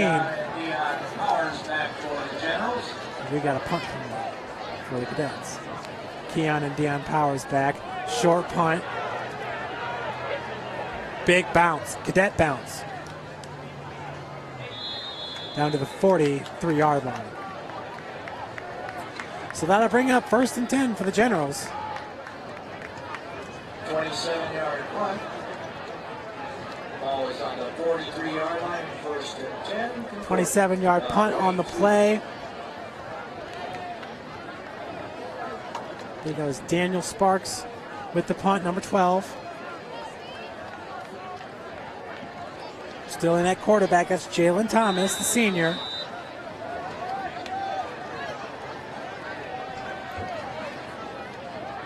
Shotgun formation, empty backfield in motion. That's Keon Powers. Handoff goes to Powers. Trying to slip 2 tackles there. As coming up with it was number 71. Fairfield was there first. Also in the area was number 83 for the Cadets, Jacob Bickle, senior, 6'2", 185 safety.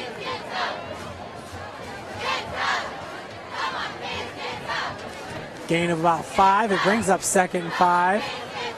Ball at the 48-yard line of the Generals.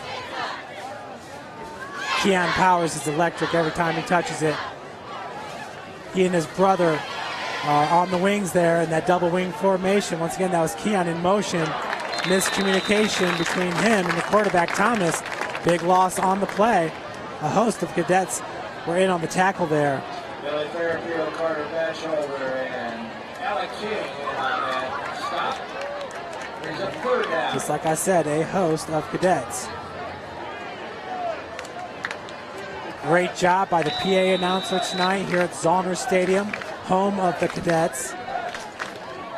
Folks, I'm running the camera and trying to give you the play-by-play at the same time, so I really appreciate him calling out all the tacklers and all the great plays. 3rd and 12, balls at their own 41-yard line for the Generals. Pitch goes out to Williams. Nowhere to run. Williams on that run. That wall was set up by Carter Batchelder, number 67. Flag on the play. You see Carter right there in the middle of your screen. Number 67. See if that holding penalty isn't declined, as it was going to bring up 4th down.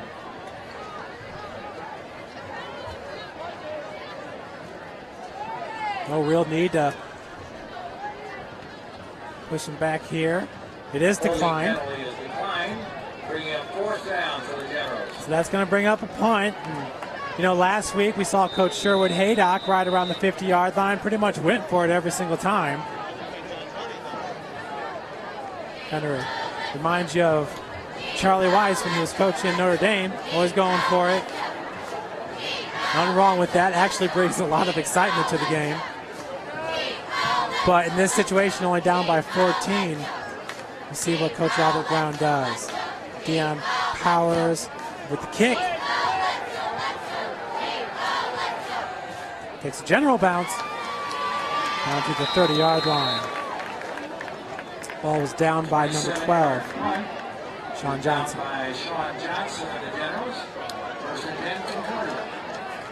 So David Morrison's going to come back out.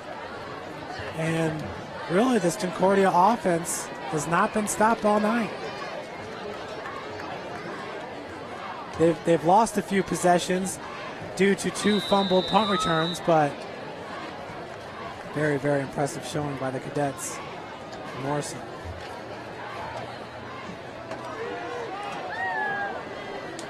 Folks, I will not have interviews for you after the game, but I will be disconnecting and running down to the field to get interviews. You can watch the repost on our livestream.com channel with the interviews. Handoff to Poor as he kept churning and churning there. He was stopped at the line of scrimmage, but picked up about 2 yards, close to 3 yards on the play.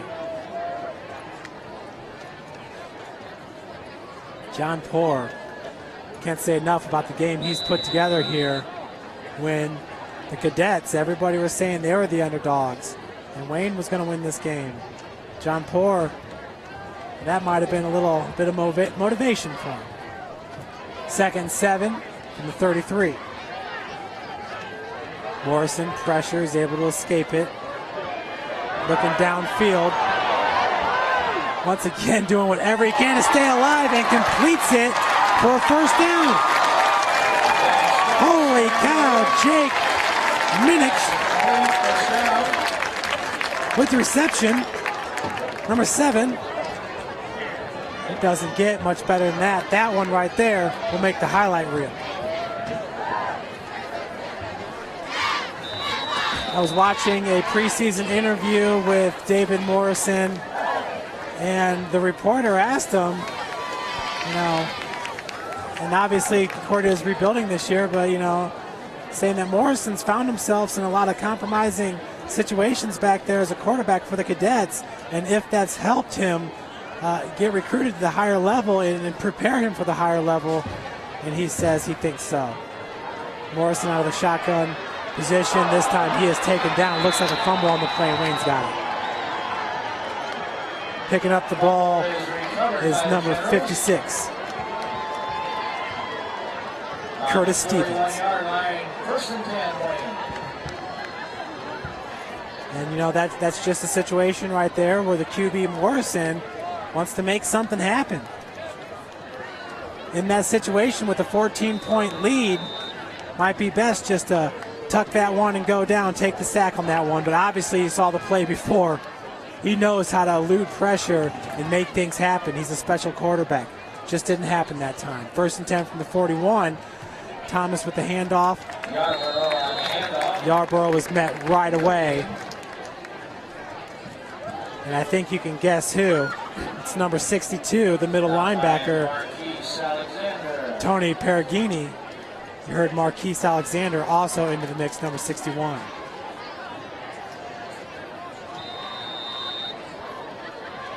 I mean, it is tough to run up the middle with that linebacker, number 62, Perugini. 2nd and 10, ball at the 41. In motion, that's Powers. Option, pitch goes to Yarborough.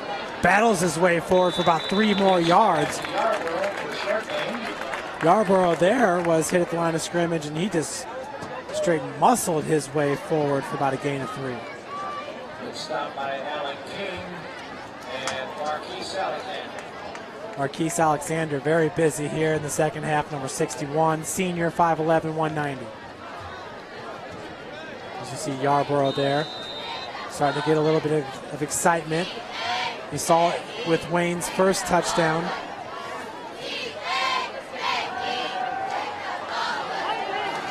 Thomas with the pass. Got a man open. It's Williams. Or excuse me, Austin Robertson, number 9. Robertson had that huge reception in the second quarter that led to the Keon Powers' second touchdown run. I believe it was about 3rd and 20 on the play, and he had the big reception, took it all the way down inside the 5.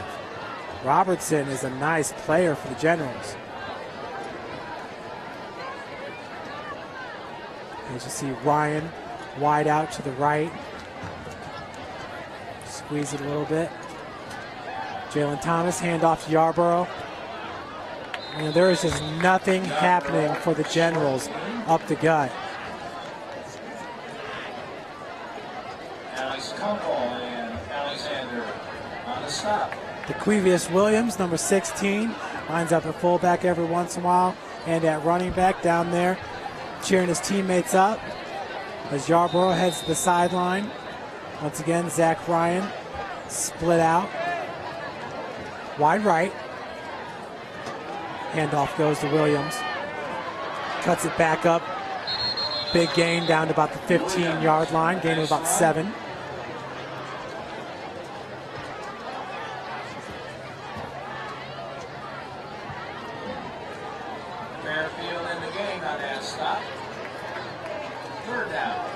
As Wayne's really starting to get something moving here.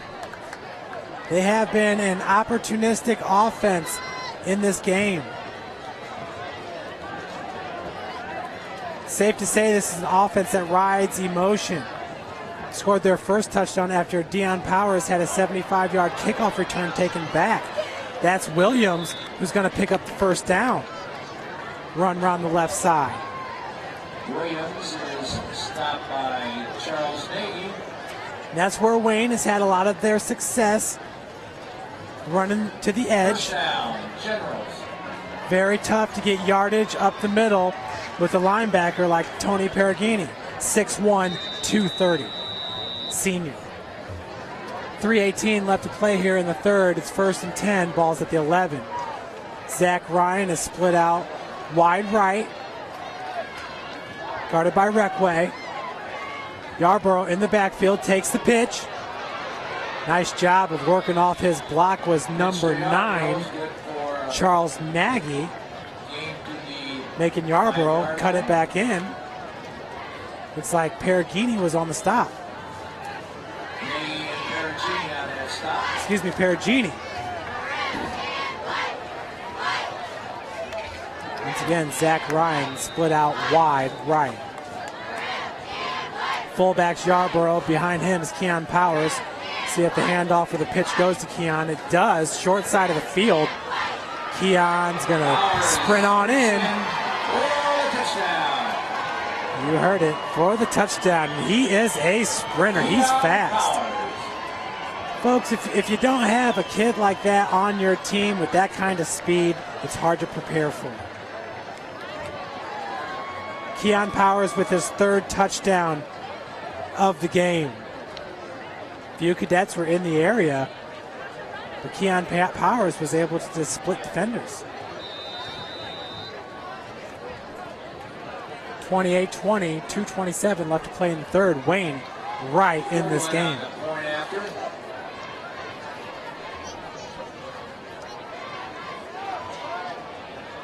Number 14 in with the PAT, that's Ronald Goodwin. Flag on the play. Near side ref. Ball start by Wayne.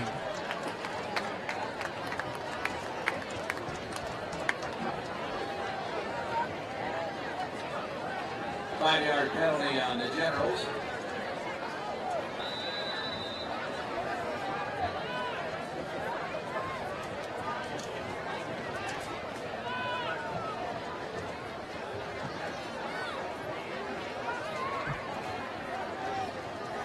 The left-footed kicker, Goodwin. It is up, and it is good. Kick is good. Cadence 28, Generals 21. 2:27 left to go. Wayne claws within 7. As you see Coach Brown there on the sidelines, an emotional leader. Northrop 21, Snyder 19.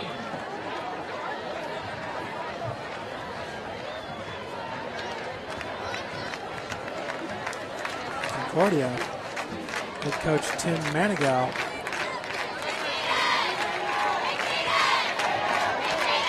With a 7-point advantage. And they will march out QB David Morrison. Can't help but think back to the Colts versus the New Orleans Saints. When the Saints came out in the second half with the onside kick, shocked everybody. Not going to say that that's going to happen here. But Wayne certainly riding some emotion right now. And late to get on the field is number 5 for the Generals, Braxton Riley. Concordia lined up for an onside in the second quarter, which was interesting. Kick is fielded by Morris. Morris nowhere to go. Ryan is first in on the stop, number 11. Also in on the tackle was number 81. A host of Generals there. Number 81 for Wayne. Good stop of Morris by Parker, number 25. And a 17-yard return, first and 10, Concordia. And I actually don't have number 81 on the roster here. Really not surprising either. The roster stops at 79. You know, when I played back in the 90s, such a long time ago, the wide receivers wore number 80. Nowadays, everybody wants a single digit. Pass out in the flats. Big tackle. Ball is fought by Jordan Kindig. That was Kindig with the catch. Tackle made by Braxton Riley. On the stop. Second down. Yeah, something about those single digit numbers is pretty cool.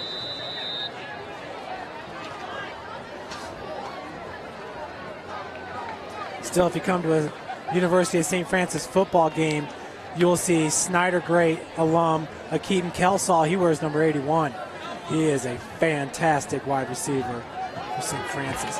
Pitch goes out to Poor, cutting it up. Strong run is absolutely correct.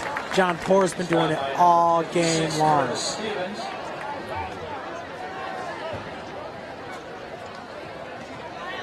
Close to a first down on the play.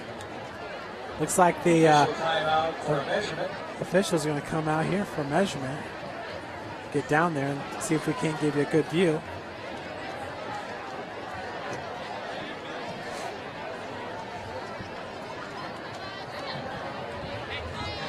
And folks, I just got word that Homestead and East Noble are now tied at 14. Tied at 14. And, you know, a lot of teams have kind of counted Homestead out. But, geez, what is it, 6-7 straight NHC championships. Coach Chad Zalman actually got his start at Bishop Dwenger High School. He was a defensive coordinator there before getting the head coaching job at Homestead. And that brings me to the other point I wanted to bring up, was when you talk about coaching lineage, you hear it a lot in the NFL. And after this play, we'll get back to that thought. 1st and 10 from the 32, Morrison. In the shotgun formation. Flag in the vicinity of a delay of game. Concordia. But going back to, you always hear the Bill Walsh coaching tree in the NFL, or the Bill Parcells coaching tree in the NFL. How about Russ Isaacs? Tim Tittman has taken over for Russ Isaacs as Snyder, and they really haven't skipped a beat. They played for a Class 5A state championship last year. They're the #1 ranked team in Class 5A this year. Coach Doug Dinan over at Carroll High School. Carroll High School has cracked into the top 5 in 6A. They are arguably the #1 ranked team in the Fort Wayne area as Morrison drops back, heaves it downfield. He's got Morris. Oh, excuse me, that was number 7, right off the fingertips. Jake Minich. That would have been a big play. Excuse me, Minich. And now you have Coach Robert Brown here at Wayne, who's really doing some nice things with the Generals. Generals 2-0 on the season. He was a coach at Snyder High School. It's a part of that coaching tree, if you will. Really good stuff. Not to mention the fact Larry Davis is an assistant coach for the Generals. He was a very good player, quarterback safety for Coach Isaacs. I believe he graduated in '97. Morrison now rolling out to his left. He's going to keep it himself. As Deion Powers that comes up, and another fumble. Ref blows the whistle. Blows the play dead there. As it looks like Morrison starting to slide there. I mean, you definitely don't want to take that unnecessary hit from Deion Powers. The season is still young, and Concordia is really starting to pick up some momentum here. But still a scary play as the ball was put on the turf. Ref was there to blow it dead. Brings up 3rd and 7 as we're inside 20 seconds left to play here in the third. Ball at the 35-yard line.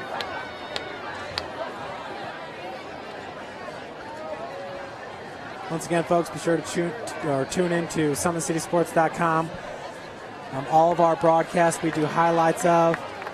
We also have another camera out tonight getting video of East Noble and Homestead, so we'll put together a nice highlight and have interviews from that game as well. And that'll do it as we're going to start the 4th and final quarter of regulation. The Cadets up 28-21. You see C.J. Morris. And number 74, there, that's Tyreek Jackson. He's only a sophomore. At 6'3", 285 pounds. His brother's Todd Jackson, number 75. He goes 6'3", 265. So something tells me the future quarterbacks, as you can see the other Jackson, number 75 on the sidelines, future quarterbacks and running backs are going to enjoy some nice protection, I believe, from Coach Tim Manigault and Concordia for a few more years to come. And talking about years to come, how about this Wayne Generals team next year? They're going to have to look for a quarterback as Jalen Thomas is a senior. But hello, Deion Powers comes back, Keon Powers, Kai Black, Braxton Riley, the cornerback. They have got what you would call a nucleus returning of skill position players.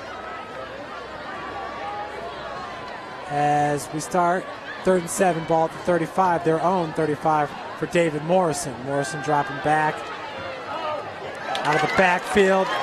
That's Poor, dragging his defender all the way to the other side of the 50.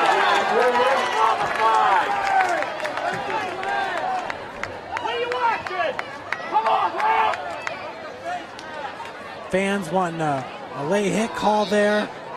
That's a first down for the Cadets. Nonetheless, that's a first down for John Poor, who is really can't be stopped in this game. He has been tough to handle. It'll be interesting to see what his yards per carry is in this game.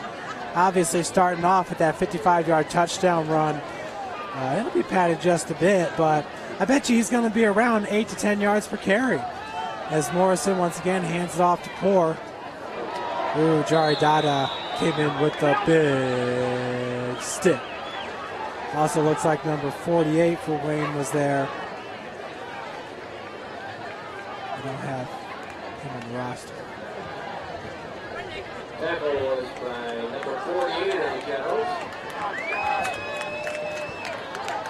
Second down. So let's see, 48. You can find it here in the Northeast Indiana Game Night roster.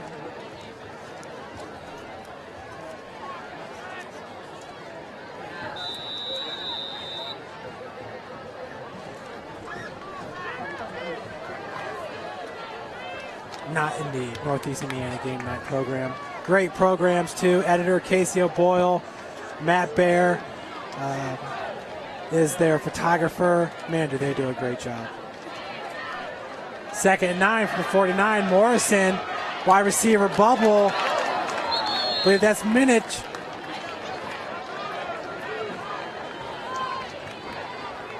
Jake Minnick. Minnick down at the 50. Kai Black all over the safety for Wayne. It's going to bring up 3rd and 10 now from the 50. As you see, Kai Black there, number 4.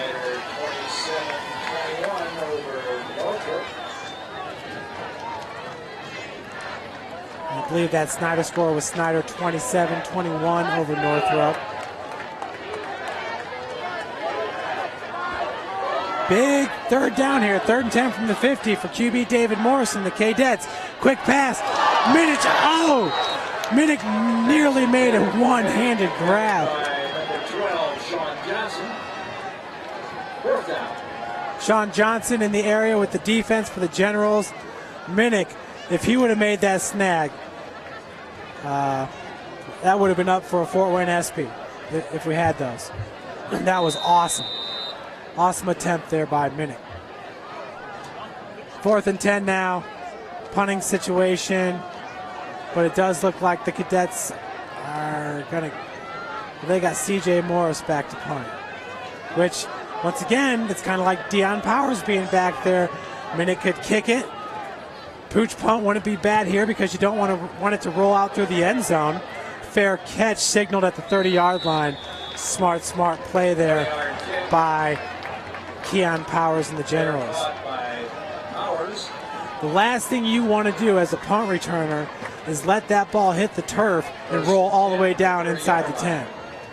Fair catch it with guys around you, and your team's going to be safe and in good position there at the 30-yard line, just like the Generals are. They got 70 yards to march here for a game-tying touchdown.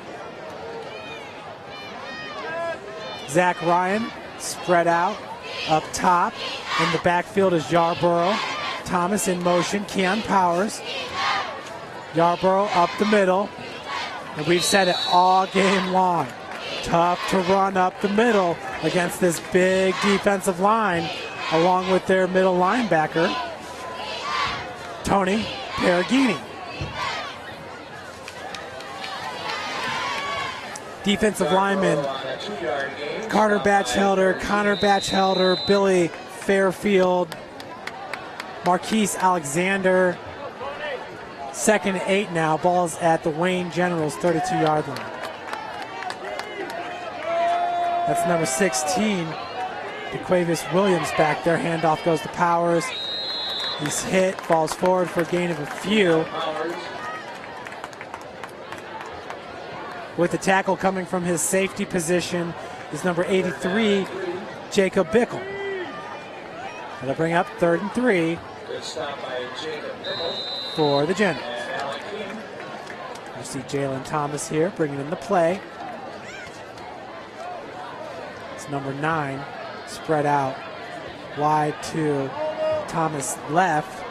Austin Robertson, big play receiver at 6'4", 210. Beautiful run there by Yarborough. You know, the Generals only needed 3 on the play. I was a little bit surprised by that call there, but you know, Wayne's had a lot of success running off the edge, and they continue to have success.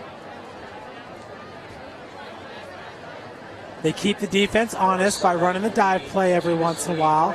And I feel like they've 28-18 late in the 4th. North side on top of Dwenger. Dwenger with their senior quarterback, Mike Fiacable. Folks, it's hard to call that one an upset. Northside has really turned their program around the last 3 years. The last 3 years they had C.J. Jackson. The pitch, big hit. That was Deion Powers. Once again, number 83, Bickle, the safety. Big time play by Bickle. But yeah, C.J. Jackson, arguably the best player in the SAC last year. Some definitely would argue. Well, Jalen Smith was in the SAC too, and he was Mr. Football Indiana, the first ever from Northeast Indiana. Hello, that speaks volume. Thomas, option, keeps himself up the gut and still going. Wow, he got past about 4 cadets. Gain of about 10 on the play. Stopped by Jacob Bickle. But that's a first down, Generals. Big time run by number 17, Jalen Thomas. Haven't seen a whole lot of that from the senior quarterback. He scrambled a couple times, but he's also looking downfield. I mean, he wants to pass the rock.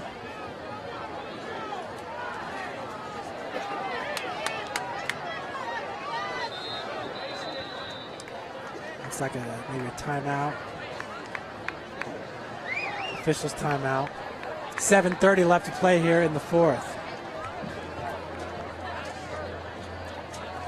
So yeah, Jalen Smith, C.J. Jackson, 2 of the better players last year in the SAC. Lots of great players from the SAC. 1st and 10 from the 45. Really every year. It's a lot of fun to be a part of. 1st and 10 from the 45, from the cadet 45. Thomas dropping back, looking way downfield. That pass is picked off.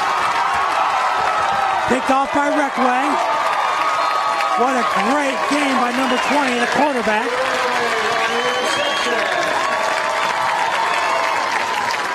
That right there might be the game clincher. If Concordia can eat up the clock and march down the field, there's 7 minutes left to play. I can't reiterate enough how huge that play is by number 20, Zach Reckway.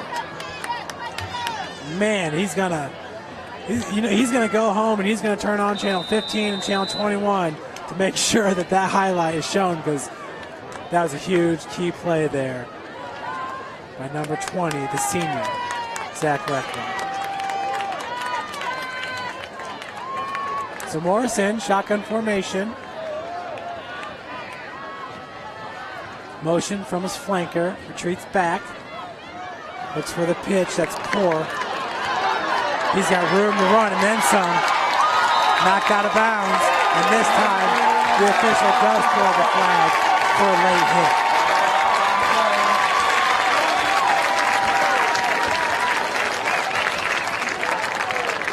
Number 33, John Poor. Man, I'd really, if I had to call it right now, I'd probably go with John Poor, MVP in this game. 2 touchdowns already. Runs up 55 and 3 yards. He's been fantastic for head coach Tim Manigail and the Cadets. This coming against a very big defensive line for the Generals and a very speedy defense. Mekhi Black's back there at safety. We are spread out here in motion to C.J. Morris. Poor the lone back. Handoff goes to him. And off to Poor. Short gain. Flag on the play. Illegal shift on Nikita. Flag, illegal shift. So all's not perfect, that's for sure. A lot of these shift penalties, false start penalties for the Cadets. It's really that's what's been slowing down this offense in this game. Still, though, we saw it earlier in the game. Back-to-back penalties. It was 2nd and 20. David Morrison picks up the first down. What big play quarterbacks do. 7-10, 1st and 15, ball at the 30. Morrison dropping back, feels the pressure, rolls out of the pocket, eyes still downfield. I believe that was Minnick fighting for more yards. That was a heads-up play there by number 12 for the Generals, Sean Johnson. And that's what you're taught as a defender. Keep the running back, keep the ball carrier up, let the next guy come in for the strip. It's textbook football there by the General defense. Needless to say, though, Cadets gained 5 yards on the play. Never makes a defensive coach that happy. 2nd and 10, balls at the 25. Morris in motion. David Morrison rolling out to his left. Pass downfield. Just over the outreached arm of number 4, Jordan Kindig. And Morrison has 1 touchdown pass in this game. And once again, I apologize if I say this wrong, but I believe it was Kindig on the receiving end of it. Once again, this is Jeff Mahoney with the broadcast, also working the camera, doing a one-man band operation tonight for SummitCitySports.com. Once again, our proud sponsor is Sports Center Inc. They will do custom embroidery. Always happy and willing to answer your calls. As Morrison rolling out, he's going to reverse directions, come out to the right, buying time as he falls down at the 27-yard line.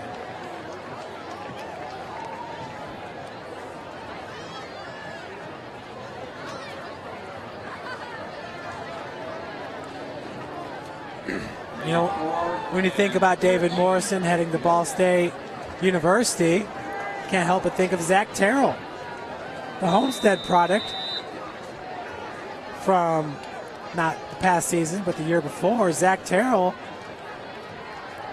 playing for an injured starter at Western Michigan, led his team very impressively. I believe that was against Michigan State, if I remember correctly.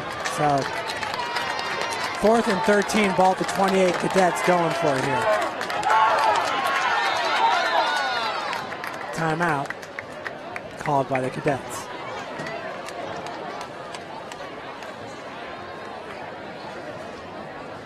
Timeout, Concordia.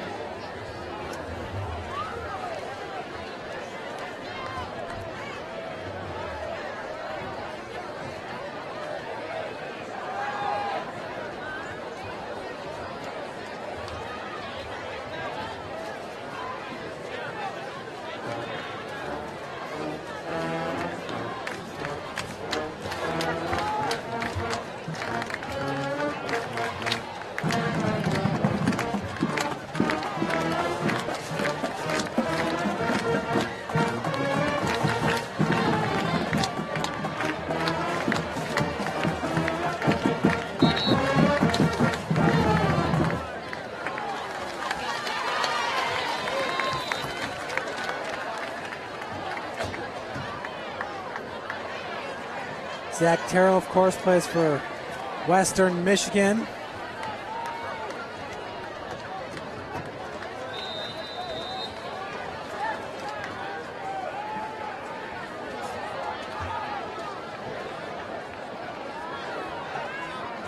Led the Broncos to 2 scoring drives against Michigan State. Morrison lobs it up. That's Minnick. Fights through the defender for the touchdown. Great concentration by number 7 there. Gets his first touchdown reception on the night for David Morrison. That's his second touchdown thrown. Flag on the play as he had to fight through the defender. Folks, that's a big time reception there by number 7, Jake Minnick. That means we got 34, 35 push-ups to go here, boys. You're up to 104, 105 tonight. As the Cadet super fans have to do 34, maybe 35 push-ups. I should be doing some push-ups with them. I'm busy.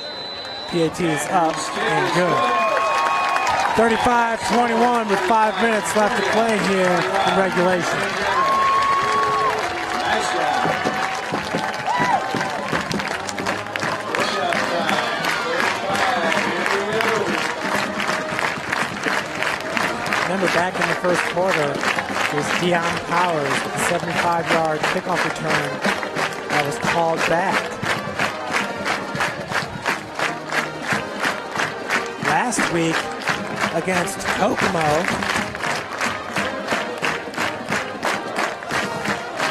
Wayne, Keon Powers, 75-yard kickoff return, Deion Powers, 55-yard punt return. So Wayne's got that in their bag of tricks, no doubt.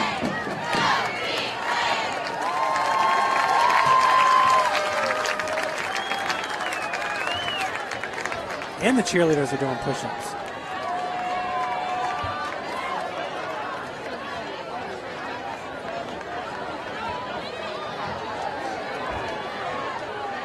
Ready for the kickoff here.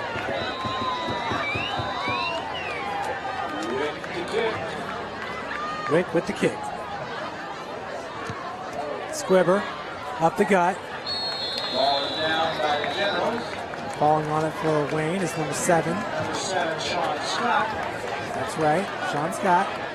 First and 10 from the 33-yard line. Brings up 1st and 10 from the 33.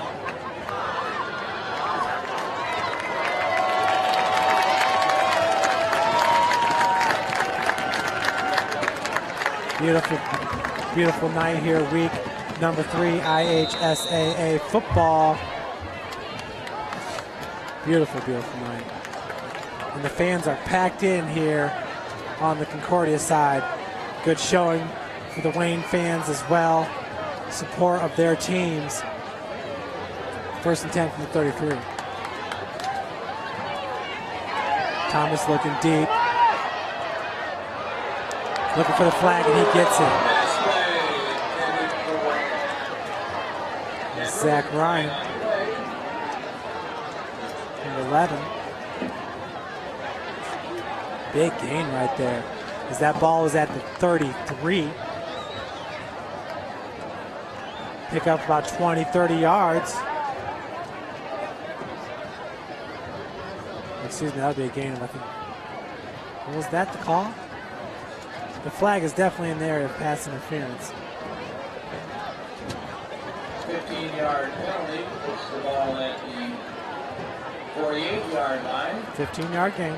The Wayne Generals. Should be 1st and 10 from the Wayne. 1st and 10. 48. Hurry up offense here for Coach.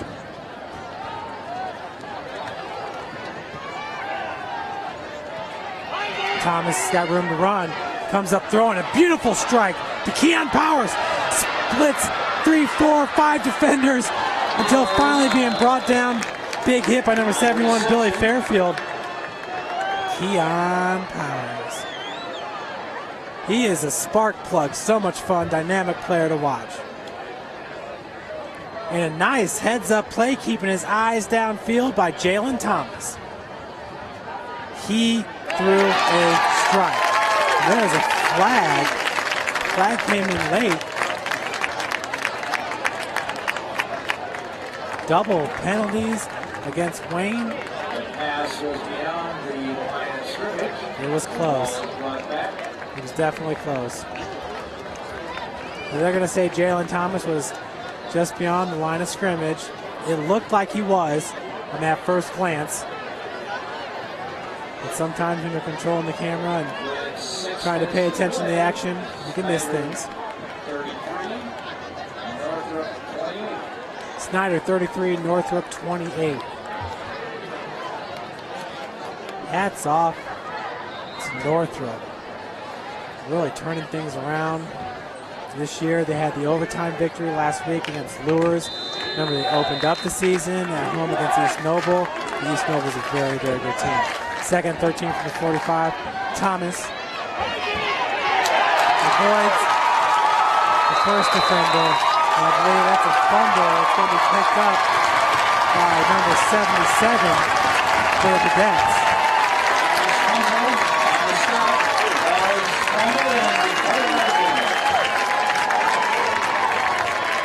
You got it, 77, Alex Kunkel. 4:29.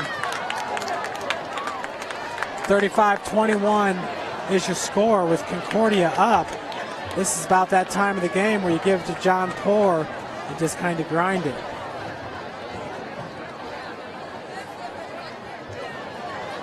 Two timeouts left for each team.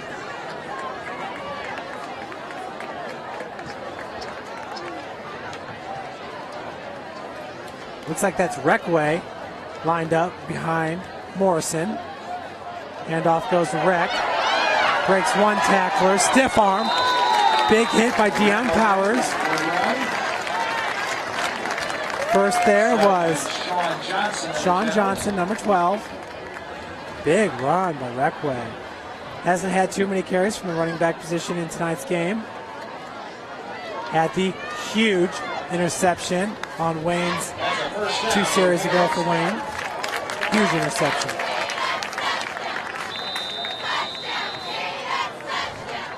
Brings up 1st and 10 from the general 31-yard line.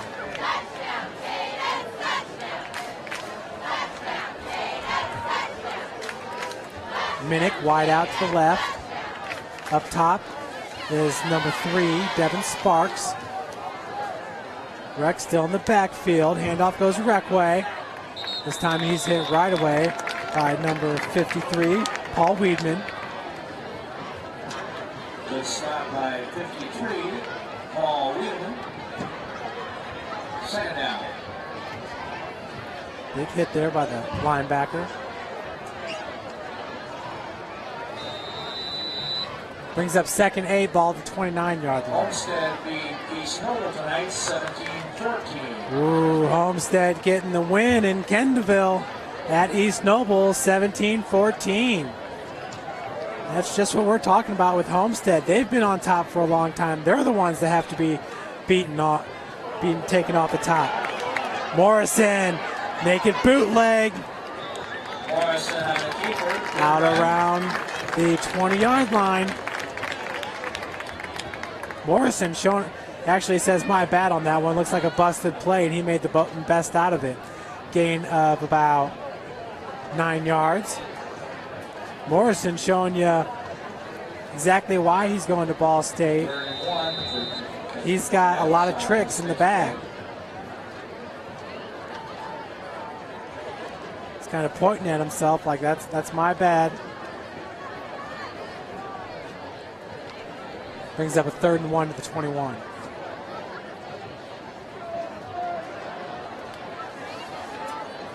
Reckway behind Morrison.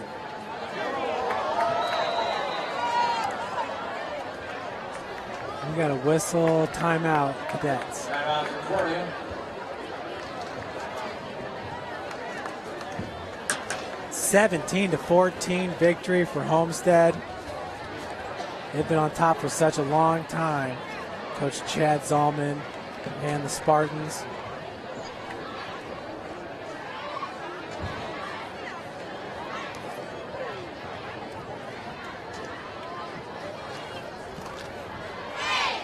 With 5 minutes to go, Northside 28, Dwenger 25. Now, here the announcers say it's Northside on top 28-25, and 21 Alive Sports says Dwenger leads Northside 28-25 with 5 minutes remaining. So Dwenger cuts lead 28-25. That's Greg Jones by the Journal-Gazette Prep Plus. So 2 against 1. We'll say Northside's up 28-25.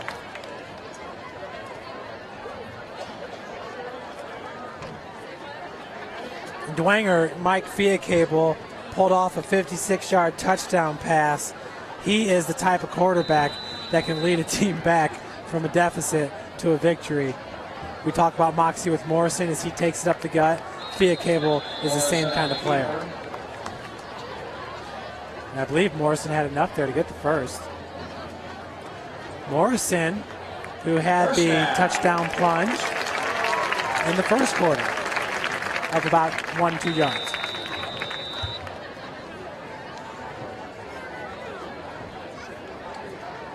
Zoner Stadium got a facelift about 4 or 5 years ago, and it is just one of the nicer facilities.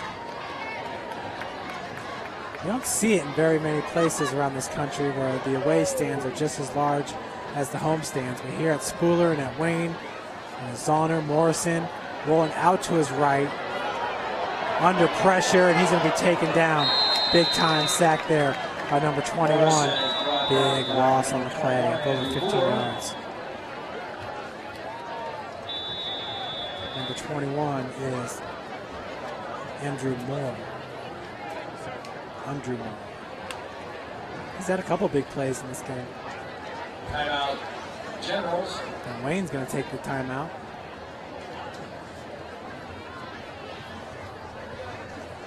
With their coach, Robert Brown.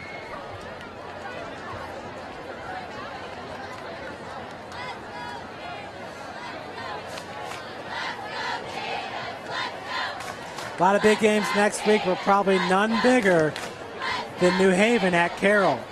Last I saw, Carroll was up on Norwell, 21, I believe it was 21-7. I was checking halftime scores on the Twitter. And New Haven was up 49-0. I'm telling you guys, they are a very, very talented team. Arias Vasquez last week, he goes 6 foot, 220 pounds, plays linebacker and running back. They run the double wing. They can rotate those wing positions and the running back position between Hogue, Vasquez, DeAndre Smith, Hoffer, as the handoff goes to Reckway, who stopped right away at the line of scrimmage. That's okay because the clock is running. Looks like we have another timeout there.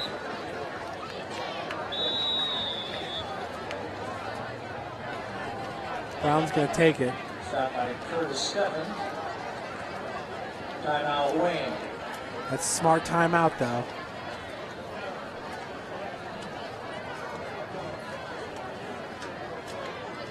And to go along with that, New Haven's got a big offensive and defensive line.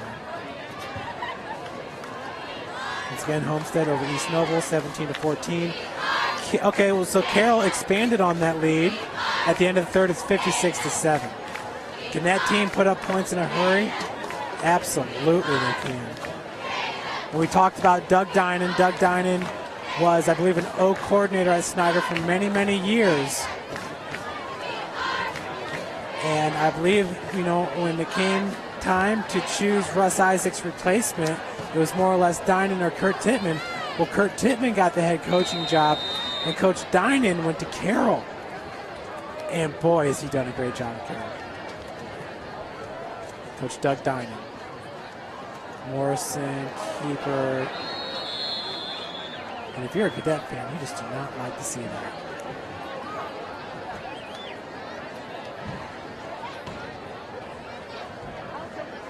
Stopped by Moore. And number 48.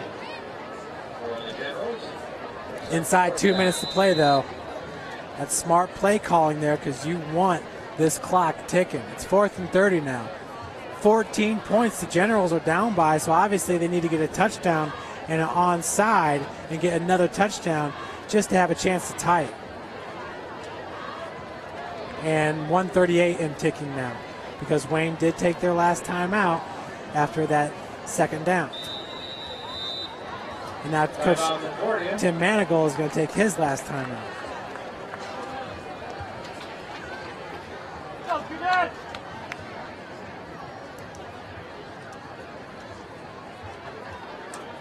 (35-21), 1:30 left to play here in regulation.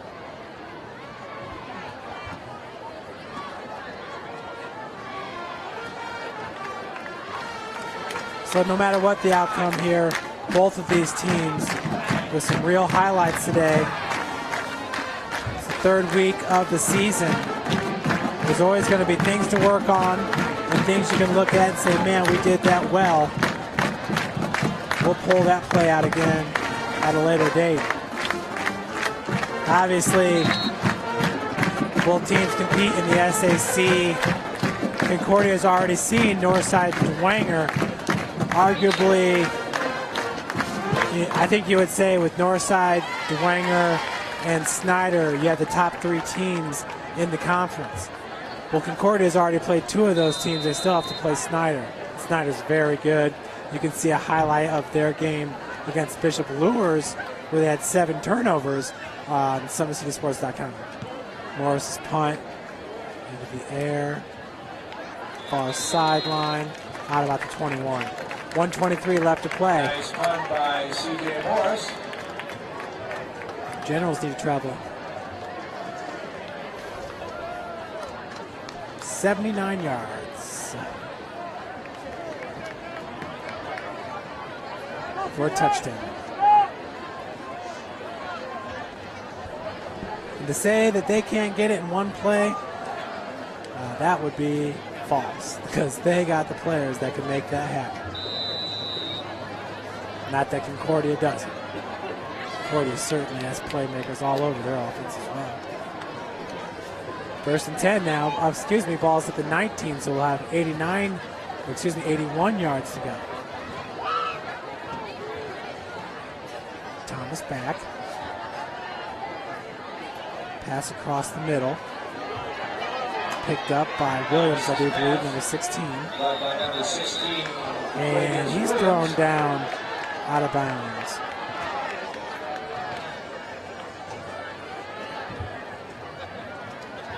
Really, the refs are feeling that the momentum there of the defender. First down, Generals. So we drug him out. Both teams playing extremely hard tonight. Nothing unusual around the Fort Wayne area. Last week, New Haven got the 49-21 victory over Woodland. Woodland was fighting to the very end. They are a 2A team, and they are certainly in the hunt for 2A, the Woodland Warriors. Thomas now goes out to his right. Pass is completed to Deion Powers. Deion weaving through the defense, cuts it back, and he's gone. Just like I said, that's Deion Powers. His brother Keon has a few touchdowns under his belt tonight. Deion Powers adds one as well. Big time run there of 65 yards for the touchdown. Folks, pending the there's a flag on the play. No wonder Deion Powers was not too happy. If that's so, your heart just breaks for the young Deion Powers. Just a junior. Holding. Oh, no. So a 65-yard reception for a touchdown and a kickoff return of 75 yards for a touchdown. Both called back against Deion Powers and the Generals. First down, Generals.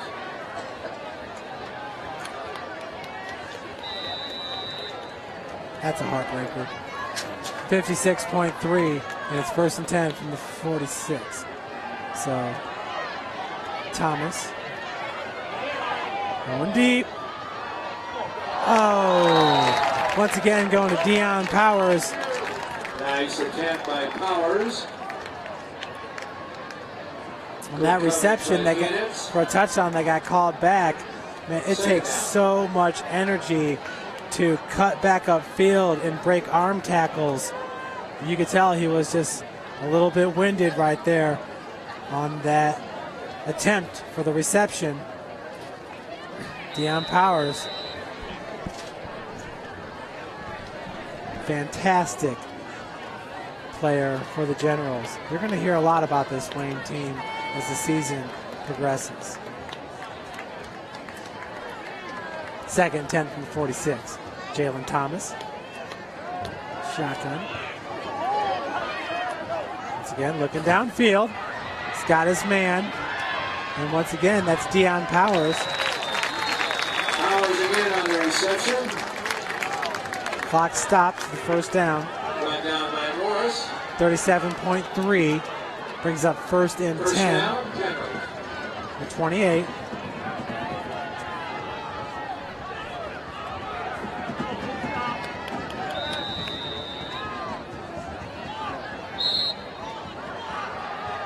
And there's a spike play right there.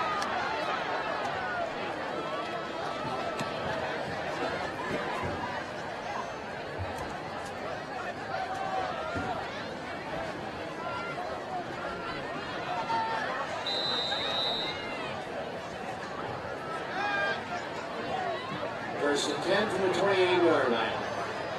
So it does bring up first and 10 from 28.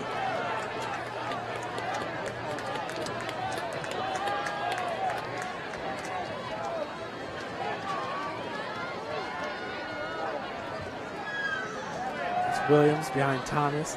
Thomas once again looking for big yardage. Ball's just in front, this time of Deion Powers. Brings up third down. So third and 10 now with 32.5 left.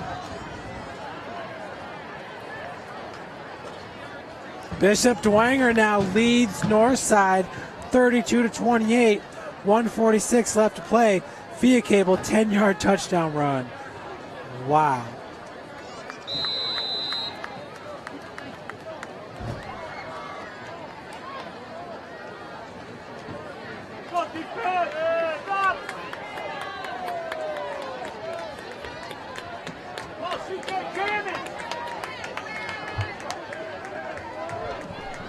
Williams behind Thomas. Thomas this time is going to be brought down. That man's been busy all game. Alexander. Can't say enough about this defensive line for Concordia. Great job today by the Cadets. Thomas once again, shotgun formation. Once again looking downfield.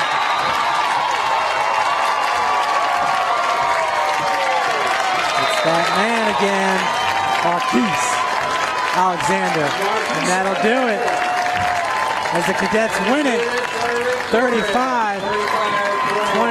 Folks, we appreciate you tuning in to tonight's broadcast. I'm Jeff Mahoney signing off for SummitCitySports.com. Remember, tune in to SummitCitySports.com for a broadcast and highlight of today's game. We appreciate you guys tuning in for watching. Have a great weekend.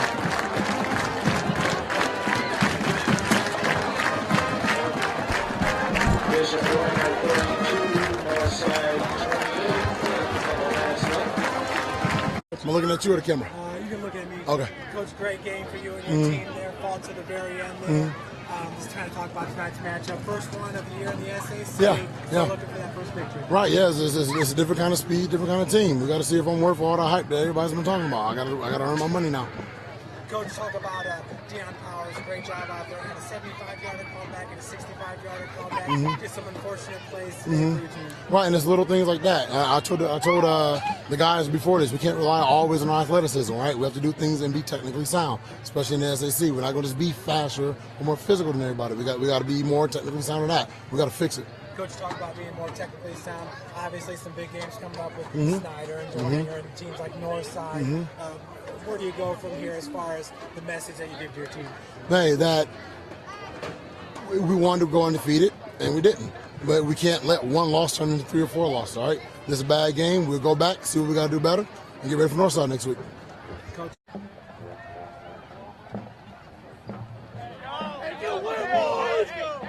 Let's make them hear us. Hey, offensive line, get up there. Down forward in front. Hey, if you got any guard, center, guard, tackle. All right, let's go. Make him loud. CJ! Ready? Begin. C-A-D-E-T-S.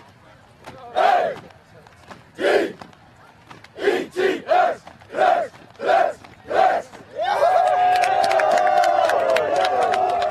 Jeff Morris, SummitCitySports. This is a big matchup here. A lot of people thought, Wayne coming in might have had the advantage. You guys stumbled in the first 2 games, but you played 2 of the better teams in the SAC. Do you really feel like in week 3 here, the offense is rolling? Yeah, I feel like the whole team's rolling. We all came together. We've been working hard in practice. You got to give all the credit to the offensive line and receivers for making plays and blocking up there. John Poor, also running back, made a ton of plays out there. It was huge. I'd say it was just a great team win. Offense, defense is everything. Everything's starting to click, and we just got to keep that momentum going in the weeks to come. I'd have to agree with you. The defensive line looked great today, and it really looked like Concordia couldn't be stopped on offense. The only times you guys were really stopped were some penalties out there, and then the fumbles on the punt return. Yeah, we got to cut down on those penalties and mental mistakes, but that's something we can correct. We got to just work on it in practice and just make plays happen, just like we did tonight. And lastly, what do you guys really take from this game heading into the rest of the season, the SAC? 2 tough teams already down, but you got your first win today. Yeah, I mean, we learned a lot from those first 2 games, and I feel like, just like Coach said before, the schedule opens up a lot for us, and we got a lot of opportunities to come, so we just got to make the most of those and try to come out with the best record possible.